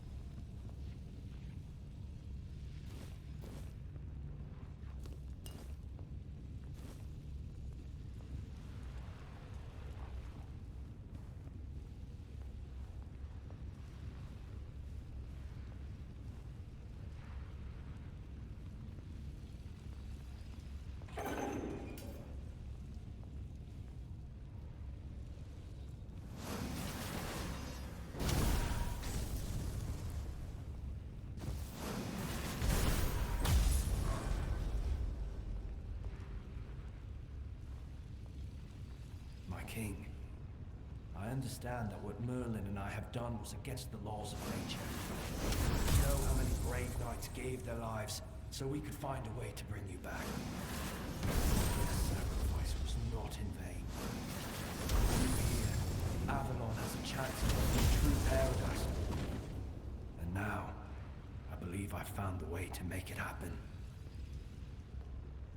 Can you say all that again? I was busy. Just kidding.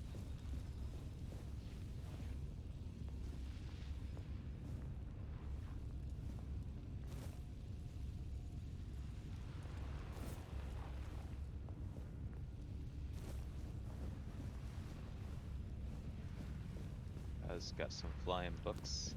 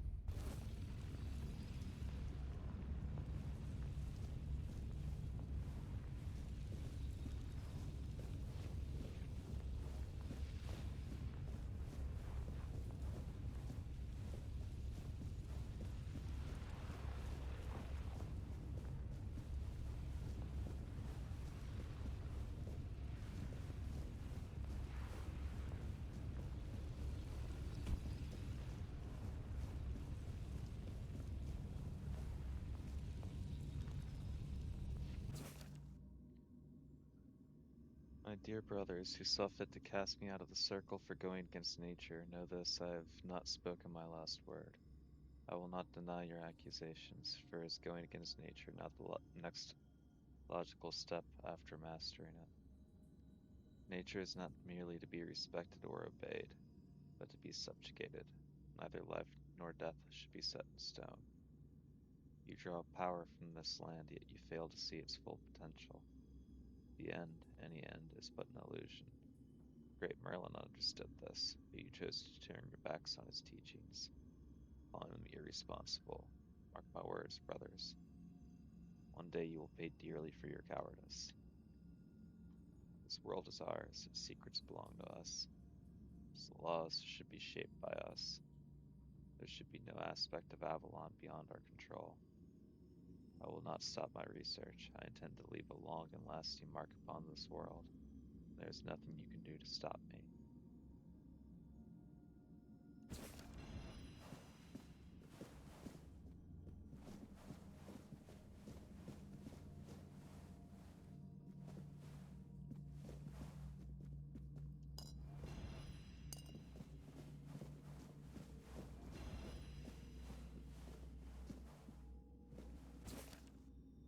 In the golden age of the Horns of the South, when ships filled the shores, there lived a talented seamstress. She fell in love with the druid of the southern circle, but he was proud and spurned her, saying, "Weave me a shirt from gossamer.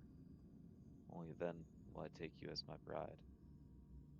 Undeterred, she walked into the weirdness that night, found a thread light and strong, and sewed the shirt. When she gave it to him, he demanded, "Now make me gloves of pure weirdness. Only then will I take you as my bride."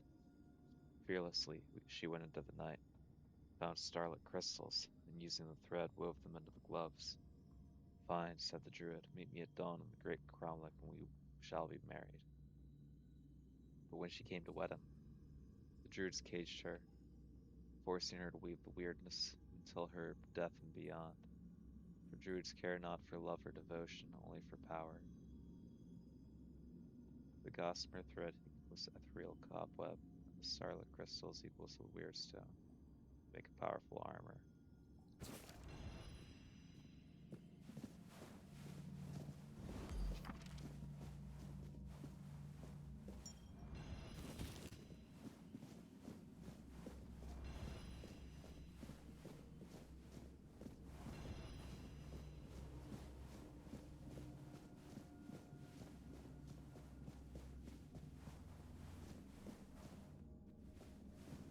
Was Erwin's Journal Part 1.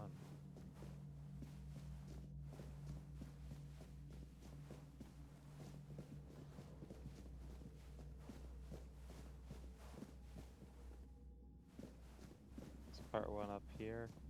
Did I already miss it?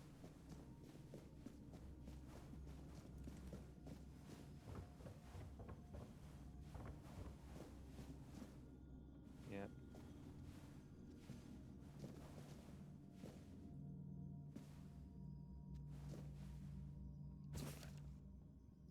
Today, once again, I was asked to summon the king. They claimed that civil war was reason enough to bring Arthur back, to restore order.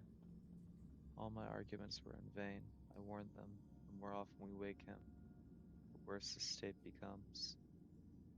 Naturally, the Knights of the Round Table were quick to remind me of Merlin's binding oath, that when they call upon me, it is my duty to summon the once and future king. So I did as they commanded, and yes, it's true that Arthur's appearance struck fear into the hearts of their enemies. No surprise there, Arthur no longer resembles who he was. He appeared as little more than a twisted heap of flesh, unable to speak, growling and waving his fist. Thankfully, that was enough to crush the rebellion before it could take root. Afterwards, I spoke with Lancelot. He agreed that Arthur's summoning must be halted, at least until I find a way to bring him back to his true form. Personally, I believe Merlin's method deserves a second look.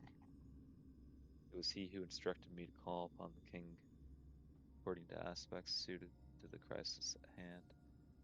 It's hard to accept the idea that my master may have been wrong, but I know the nature of war, and how quickly decisions are made when blood is on the ground. Perhaps he missed something. Perhaps he didn't have time to weigh every risk. Tearing a soul apart is powerful magic. It should never be done in haste.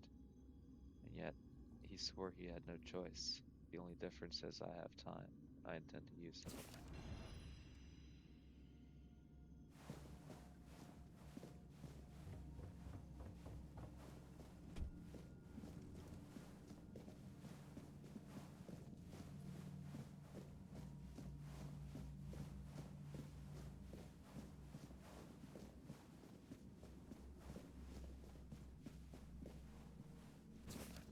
There's been a shift among the Knights of the Round Table. Today, yet another Lancelot came to me demanding I summon the king. Once again, my arguments fell on deaf ears. I told him it's too soon. I still don't have a way to restore Arthur in full. He didn't believe me when I told him the state of the king appeared in last time. But I was bound by oath, and so I obeyed. Arthur returned, broken beyond use. Couldn't support the knights this time. Could barely remain upright. Palamedes died on the spot the moment he saw him. His heart gave out from the shock. Even Lancelot finally agreed with his predecessor. The moment we left the resurrection chamber and the rest of the knights went off to plan their next campaign, the stranger ran up to me. It took me a moment to recognize him. Caradoc, my old friend, the one who once agreed to be the subject of the immortality experiment, back before Merlin declared that immortality was no longer enough. I was glad to see him, and even more glad for the idea he brought. Caradoc reminded me of the wording in the oath. I must answer the call of the Knights of the Round Table. But what if they can't reach me? What if they can't summon me or find me at all? Right now they use a summoning spell to call me into service. But if I can create a space where the spell cannot take hold, they'll be unable to reach me, and so I will not be able to answer. That would give me what I've never had, time. Time to work in peace, on a way to restore King Arthur in all the glory and majesty he once commanded and still deserves.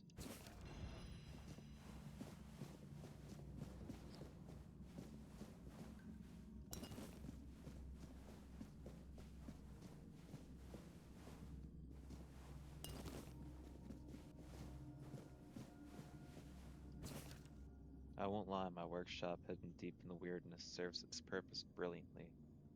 Caradoc tells me the knights have tried summoning me more than once, but their calls go unheard. Good. I've had time to reflect on Merlin's methods, and I've come to believe my master had made one critical mistake. As difficult as soul splitting may be, it's still possible, but summoning, that should have drawn on all the fragments of Arthur's soul, not just the aspects we happened to need at the time. When the knights needed Arthur the warrior, we called upon Excalibur. Dol Riata stirred. We reached for the crown. Why, Merlin? Why did you ever think that was a good idea? What made Arthur who he was the fact that he was whole. You cannot treat his soul like a tavern platter, picking only the cup that suits our appetite. Poor Arthur, if only I had thought of this sooner, perhaps I could have spared him much suffering. I know my master feared that, by merging Arthur's soul with the essence of the Four Dwellers, or rather by awakening what was buried deep within him, we created something too powerful to return in its original form after death. And yes, I agree, the risk was immense and his body too ruined to host such a return. But after consulting with Caradoc, I believe I found a solution. What if we could free Arthur the Four Dweller locked away beneath the island asylum? If I can convince the Red Priest to begin experiments that strengthen body and mind through the weirdness, perhaps we can create a vessel strong enough to carry all the fragments, one capable of pulling them home. I'll ask Caradoc to scatter my writings across the asylum, let him speak with the Pope, let him explain that the weirdness is pure potential might just cure the Red Death, and that their research should follow this path. Soon, my king, we will meet again, and I will restore you with glory and light, even if I die trying.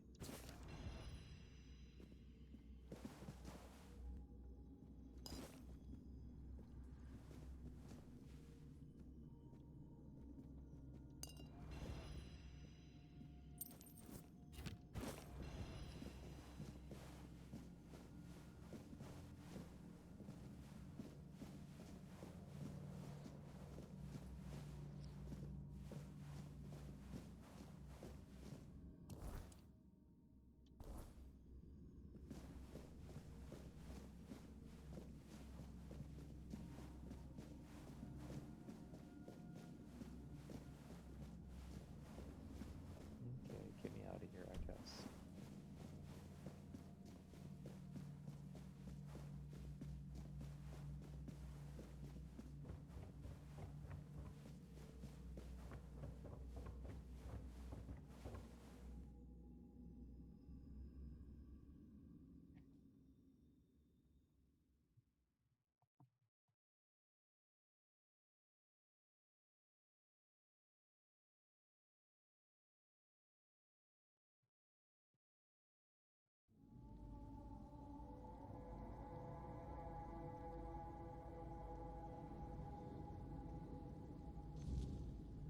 Okay, can I actually talk to this ding dong yet? About Orin. Do you think Orin was truly Merlin's apprentice? He might have been, but I don't recall us ever meeting in person. Merlin had many apprentices, and Nimue was the most gifted among them.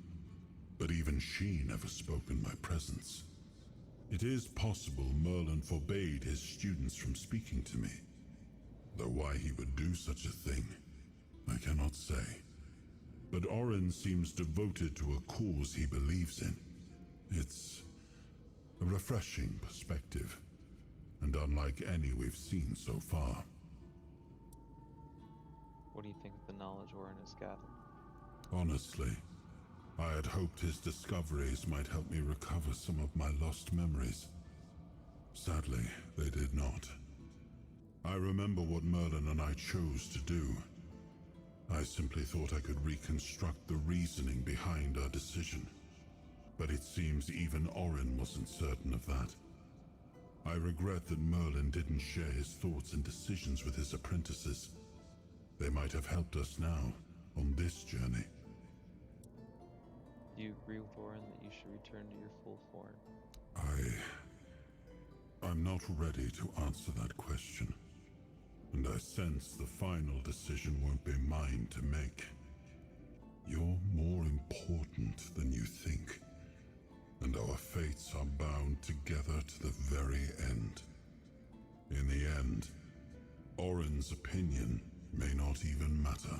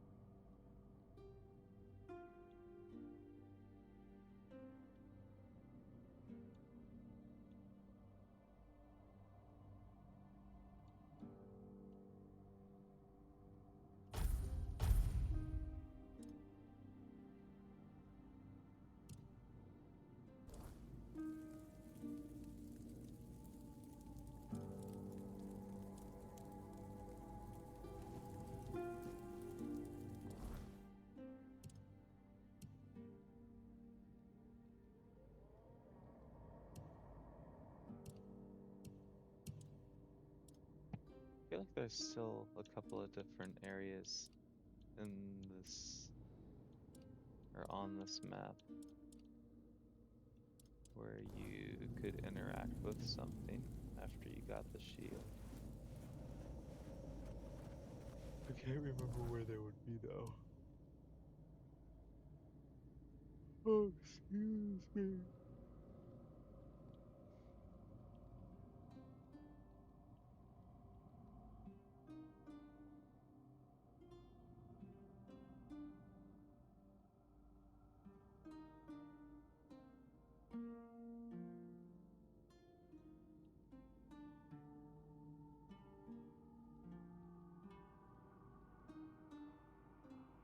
I feel like that might be one of them.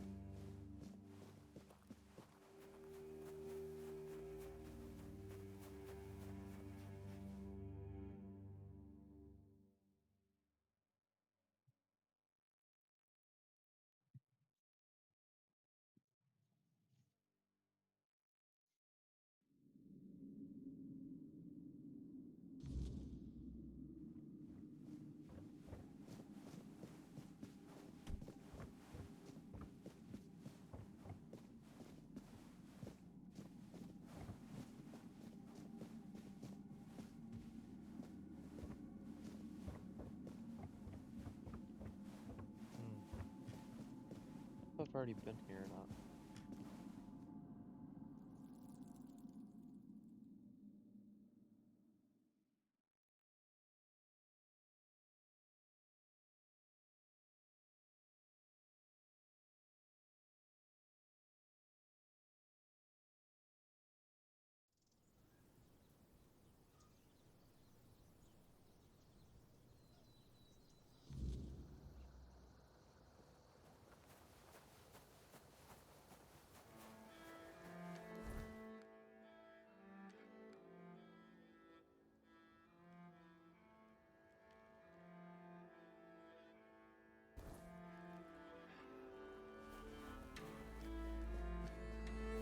We should just go back to town and stash things and call it a night.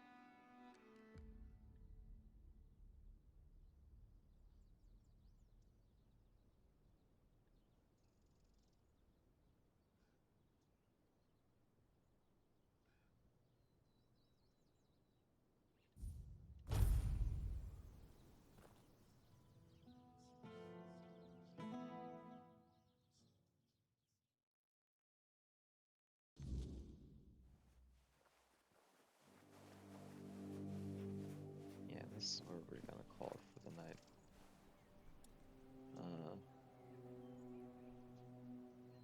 We will see what we hop into tomorrow.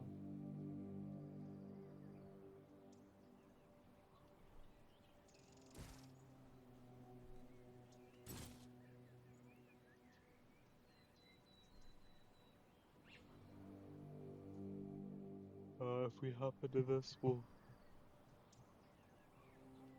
Oh, excuse me.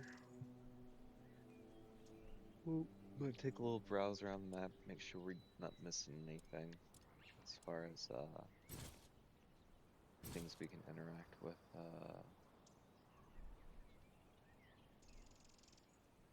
Now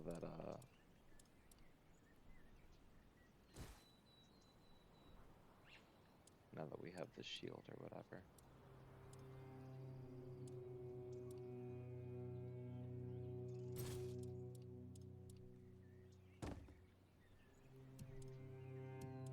Oakley dokley. Anybody lurking, hanging out in the background, take it easy, have a good night. We'll see you next time.